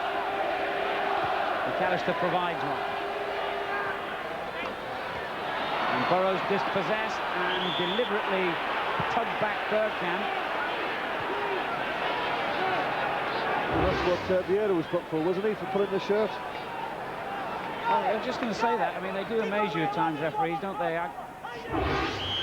On any other occasion, that had to be a yellow card. There you go. One day we will understand them.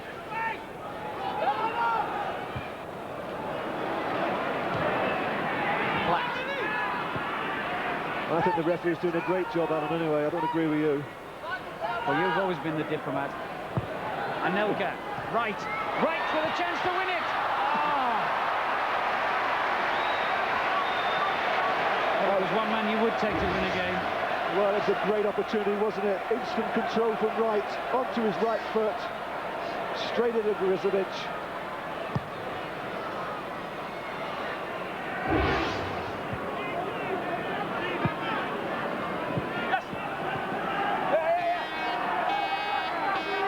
Was that the chance for 3 points? Or will there still be a goal-scoring, match-winning hero out there?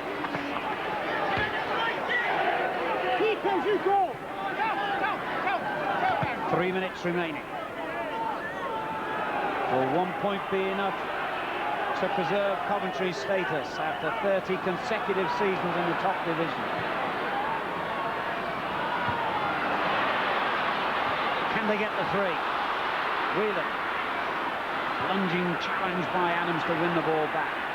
Will Arsenal need 3 points to head off Liverpool in the race for second place, if that's what it's to be, if, as everyone expects, Manchester United win the title? Winterberg. Anelka.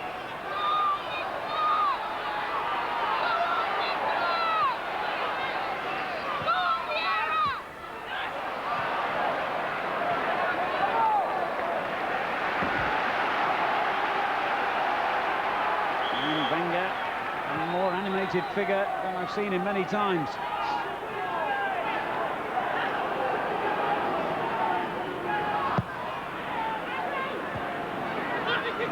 Two minutes to go. Free kick to Arsenal for the foul on Anelka. I think the Arsenal fans are going to like him.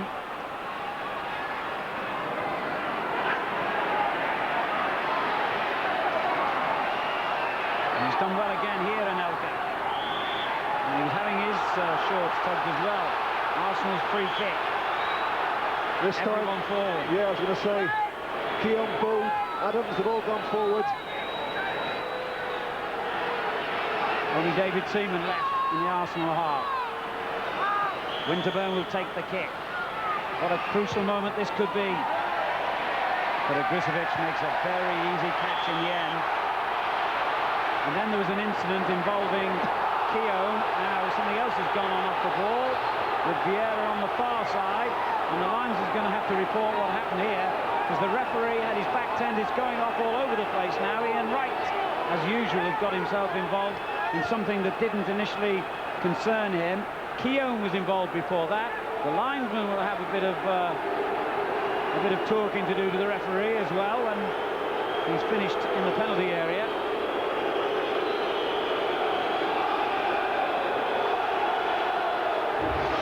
And if the linesman reports what he sees, Vieira could be off. That's the first incident, and then when the ball was thrown out by Iglicevic, Vieira got involved right under the gaze of the linesman, who doesn't seem concerned about bringing that to the attention of the referee, which does surprise me.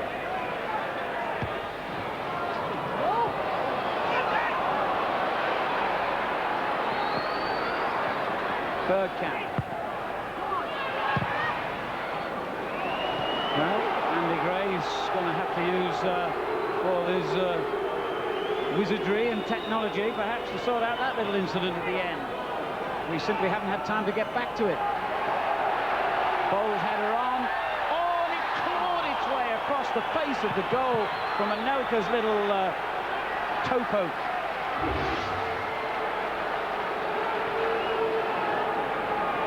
Well, this time the linesman is flagging for something. I think I can only assume it's for a foul throw. And that, if it had gone in, would have been disallowed. Because the linesman is flagged, and now it's a throw to be taken by Williams. What a finish that would have been.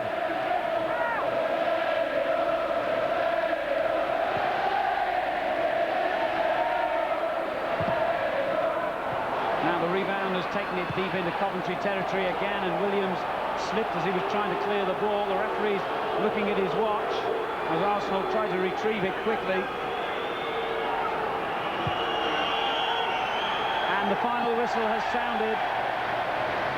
And a remarkable match in many respects has ended level here at Highfield Road.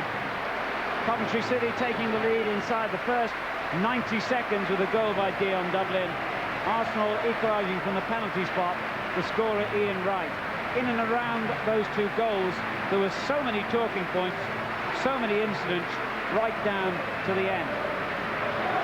And a final score that perhaps won't suit either team that much. Coventry City 1, Arsenal 1. Well, he's enjoyed his night. Ian Wright, a goal scorer for Arsenal, equalising Dion Dublin's earlier goal for Coventry. The Carling man of the match, what are your thoughts on that? 0891 111101 is the number. Give us a call now. 0891 111101. 1-1 at Highfield Road. A lot to talk about with Andy Gray when we come back on the Monday Night Football. Their last two matches to clinch Rugby Union's championship. That might be the game where they do it. Saturday, 2 o'clock, Sky Sports 1, Northampton against Wasps. So at Highfield Road tonight, 2 first-half goals. That's all we got. 10 attempts from Coventry, 3 on target, 13 from the Gunners, on target with 5.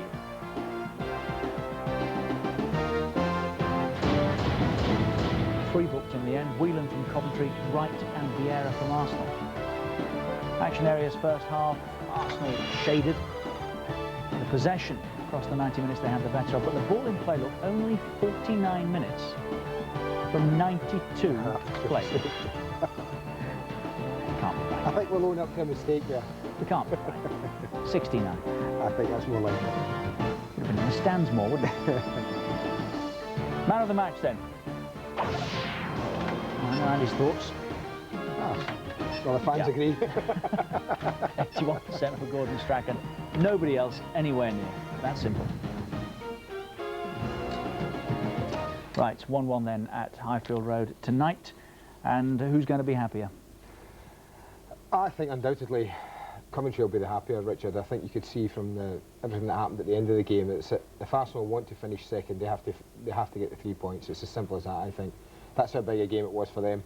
I think Coventry were playing one of the top sides in the country, one of the form sides in the country, and to go in and take a point and compete the way they did, I think little Gordon will be pleased with that. In truth, the second half wasn't as good as the first, No. but then that would have been difficult. It was a terrific opening 45. It was a smashing opening 45. It was full of incident, and sometimes a goal, you know, early on, and the game dies a little bit. You don't get much else happening. But to be fair, I think because Arsenal sensed the importance of the night, and it was Coventry that were opening the scoring, they really pushed on the button then and went forward. And it was a fabulous first half. I mean, this is a great finish. I think that's as good as you're going to get. People might, I mean, I don't think that Seaman could have done anything other than that. It fizzed, didn't it? Yeah, I mean, there was all sorts of incidents. You know, one or two, I mean, Oggy didn't quite get a hold of that. Dublin could have put them 2 up. So often he's nicked there. If ever anyone wanted to know the importance of sticking someone on the post.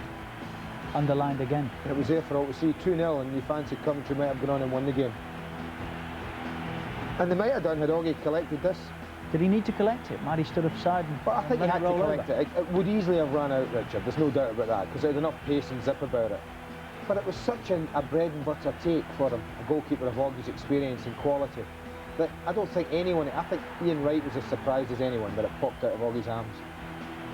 And they'd lost possession having been pushing, haven't they? Yeah, and they got away. I mean, here it's just good defending. And Bergkamp does everything right. But Burrows for a defender did everything even better. Never seen him so animated. No, that's as animated as I've seen him. I think he's just realising the importance of the match. But to be fair, you know, when we got into the second half, I honestly said to you after about an hour, if Coventry can hold on for a bit, I think they could go on and win it. And I felt they could have done, and they had the best chance. This is a chance in the second half. You know, I think you've just got to hit the target.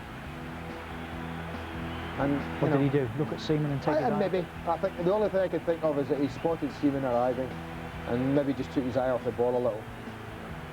And you know, from there it was pretty much. There was a lot of possession. This is chance. He didn't quite get it out his feet far enough to what he would have liked. He rather was choking the shot a little, and they got away with that. But I don't think Arsenal did enough to win the game in the second half. I honestly don't. They had a lot of possession. They dominated the action areas, as we've seen. But I don't think. I can't remember Oggy in the second half sprawling across his goal. No, that one we've just seen is nothing aside really from that. No. Nothing at all. All right, now let's concentrate on the bottom here for a good while and work out the significance of that tonight. Coventry now have played 36, more than anybody else down there, bar Everton, who you'd think was safe. Would you? Yeah, Well, you would. You think Everton are safe, definitely, in Derby County. It's a huge game. I mean, it's a good point. I've said I think a point at any stage now for the teams down there they'll take, and a win is just a bonus for them, because they're not down there because they win enough of their games. It's as simple as that. And you think about the significance of the 3 Middlesbrough had taken away, and they've still got to fit that game in at Blackburn. Yeah, I mean that's. They must be thinking, I wish we'd played that. Got out of the way. I mean, look at Sunderland, Southampton tomorrow night. What a huge game that is. Coventry could find themselves down again. Sunderland or Southampton win, Coventry drop. So I mean, that's how tight it is. And it could be Sunderland's goal difference, look, I'm minus just going to say, 19. that's Coventry and Sunderland's worry. You look, of all the teams down there, if we're considering that Forest, and I think we are, that maybe have left it too late, then you think goal difference might play a part. And if West Ham are going to pick up a point or two because of the 2 games they have in hand over Coventry, their goal difference isn't going to get appreciably worse. But certainly, Southampton have got a good goal difference. Blackburn, theirs is perfectly okay. It's Coventry and Sunderland who would be worrying. And goal difference was enough last year with 38 points. I think since we've moved to 4 and then 3 teams going down, goal difference is often going to come into it, Richard. You know, that's the importance of it. It really is. So that's the bottom end. Let's have a look at the top and see what that point does for Arsenal. It's a rare old tussle, as you said earlier, going on for 5th place, which should bring with it a European place between Villa and Sheffield Wednesday. Newcastle in some form at the moment, 4th, 60 points from 34. Liverpool 64 from 35, Arsenal 65 from 36. Well, the significance of this result tonight is Newcastle know that if they win 2 games in hand, admittedly one is against Arsenal, they go above them, and then it's only Liverpool who they have to concentrate on catching. They have a better goal difference already, and even maybe 2nd place Richard will go down to goal difference. And that's the kind of season. And you wonder what that defeat at Anfield on Saturday by Manchester United would have done to Liverpool in their season from here. I mean, it would have hurt them. No Robbie Fowler. It would have hurt them. They've no Fowler. It's now going to be up to Collymore, possibly Berger. And, you know, I think they'll still be pretty focused, Liverpool, because of the fact that they can qualify for the Champions League through 2nd place. And I think something like that will keep them going. 1-1 tonight. The Coventry skipper, Gary McAllister, is talking now with Nick Collins. Well, Gary, a terrific match, but at the end of it all, I mean, what are Coventry's thoughts on it? we felt we might needed 3 points tonight. You know, we've got one more home game left, and it's now vital to get the 3 points against Derby, and that might just be enough. 2 wins and 2 draws, you're giving yourself every chance, but everybody else around you is picking up points as well, aren't they? Yeah, as you say, we've had a good little run of results. If you'd maybe said before these 4 games we were going to get, what have we got, 7 points from 8 points, you know, we might have took them. But, as you say, all the teams beside us seem to be getting results. But our destiny's still in our hands. That's the good thing. 38 points 2 or 3 weeks ago would probably have looked like safety, wouldn't it? You've now actually reached that, but you're still looking for more, aren't you? I think we definitely need more than 38. You got a great start, though, didn't you, with that goal in the, what, 2nd minute, really, wasn't It was a great start. Yeah, a wee bit unfortunate to lose the goal we did. You know, we can't point any fingers at Steve Ogrizovic. He's kept his club in the Premiership in the First Division for I don't know how long. So, you know, we've got a good rest now until the next game, and hopefully we can get enough points in that one to secure our place in this league. And what about Gordon Strachan at the age of 40? What did you make of his performance? It was outstanding again. You know, he's passing and touch. I think he tweaked his groin at the end there, but to last that long against such a big, strong, physical, fast-moving side is a great tribute to the guy. So, you're going to stay up? Yeah, we're confident. You know, it's a happier place than what it was a couple of weeks ago. Wish you luck. Thank you, Gary. Cheers. Well, he's smiling at the moment, and it's straight back to Highfield Road because waiting to talk to us now is Arsene Wenger, the Arsenal boss. Arsene, good evening to you. Good evening. So, points won tonight or points dropped by Arsenal, Arsene? We wanted really to win the game, so we have the feeling that we dropped 2 points, but I think Coventry played very well and had also their chances, so at the end maybe it's right that the draw is all right. You were the first man to rule Arsenal out of the Championship race some weeks back. What about second place now? Do you still have a realistic chance of finishing second? Yes, of course. I think, of course, it would have been better to win tonight, but we have still a good chance. We have now a very difficult game at home against Newcastle, and I think they are in the race also. That makes this game very important. Did you think, Arsene, that you did enough to actually win the game tonight? I'm thinking particularly second half. Yes, I think we tried and think to win the game, but of course we had not maybe the strengths to change the pace, and we had some good chances in the last 10 minutes, but we had to play physically. The first half was at a very high pace, and we couldn't maintain it both sides, I think. But I think for considering that you played Saturday afternoon, it was a very good game tonight. And how have you enjoyed your first season in English football? Very well. I think when you're a manager, you love the passion that you have here, and I loved and enjoyed very much because the game here is very good, very important, and also because at Arsenal we had a very good spirit, and it was big fun to work with my players every day. You would have had your thoughts about English football before you arrived. Have you learned anything new? I've learned that here the league can be the strongest in the world because there is a big evolution now, and with the passion with supporters and the fans you have here, I think in a very short time this league can become the strongest in the world. You were quick to say, well, Richard was saying you were quick to discard your title chances some weeks ago. I take it that you're not going to discard the chances of coming second just yet? No, I did it because we lost against Man United, and I knew from the beginning that Man United would be the biggest rival. Yeah. And when we lost the game, just consider tonight, if we had beaten Man United at home, we would be level now. Yeah.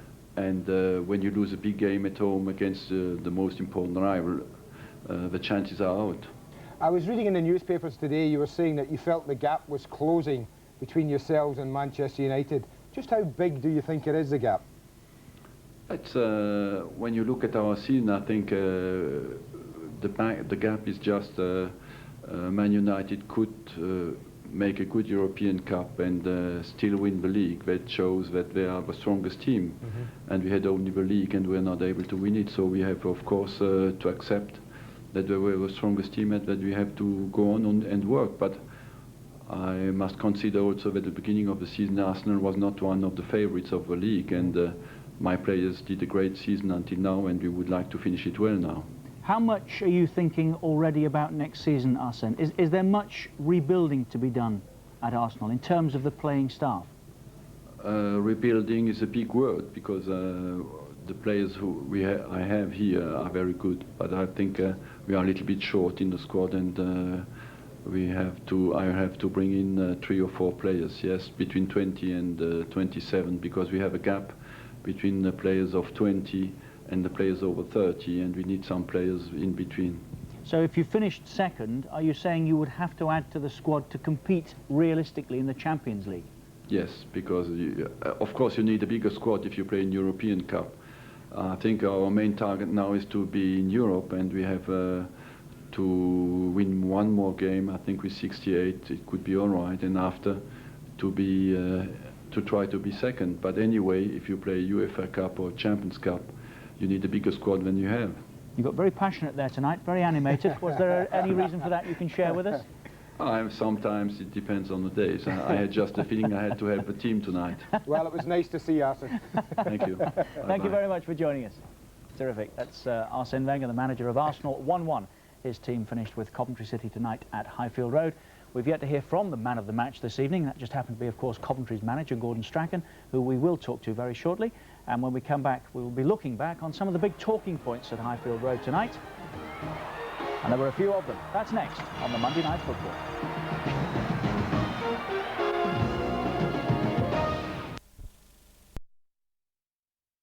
A birthday celebration for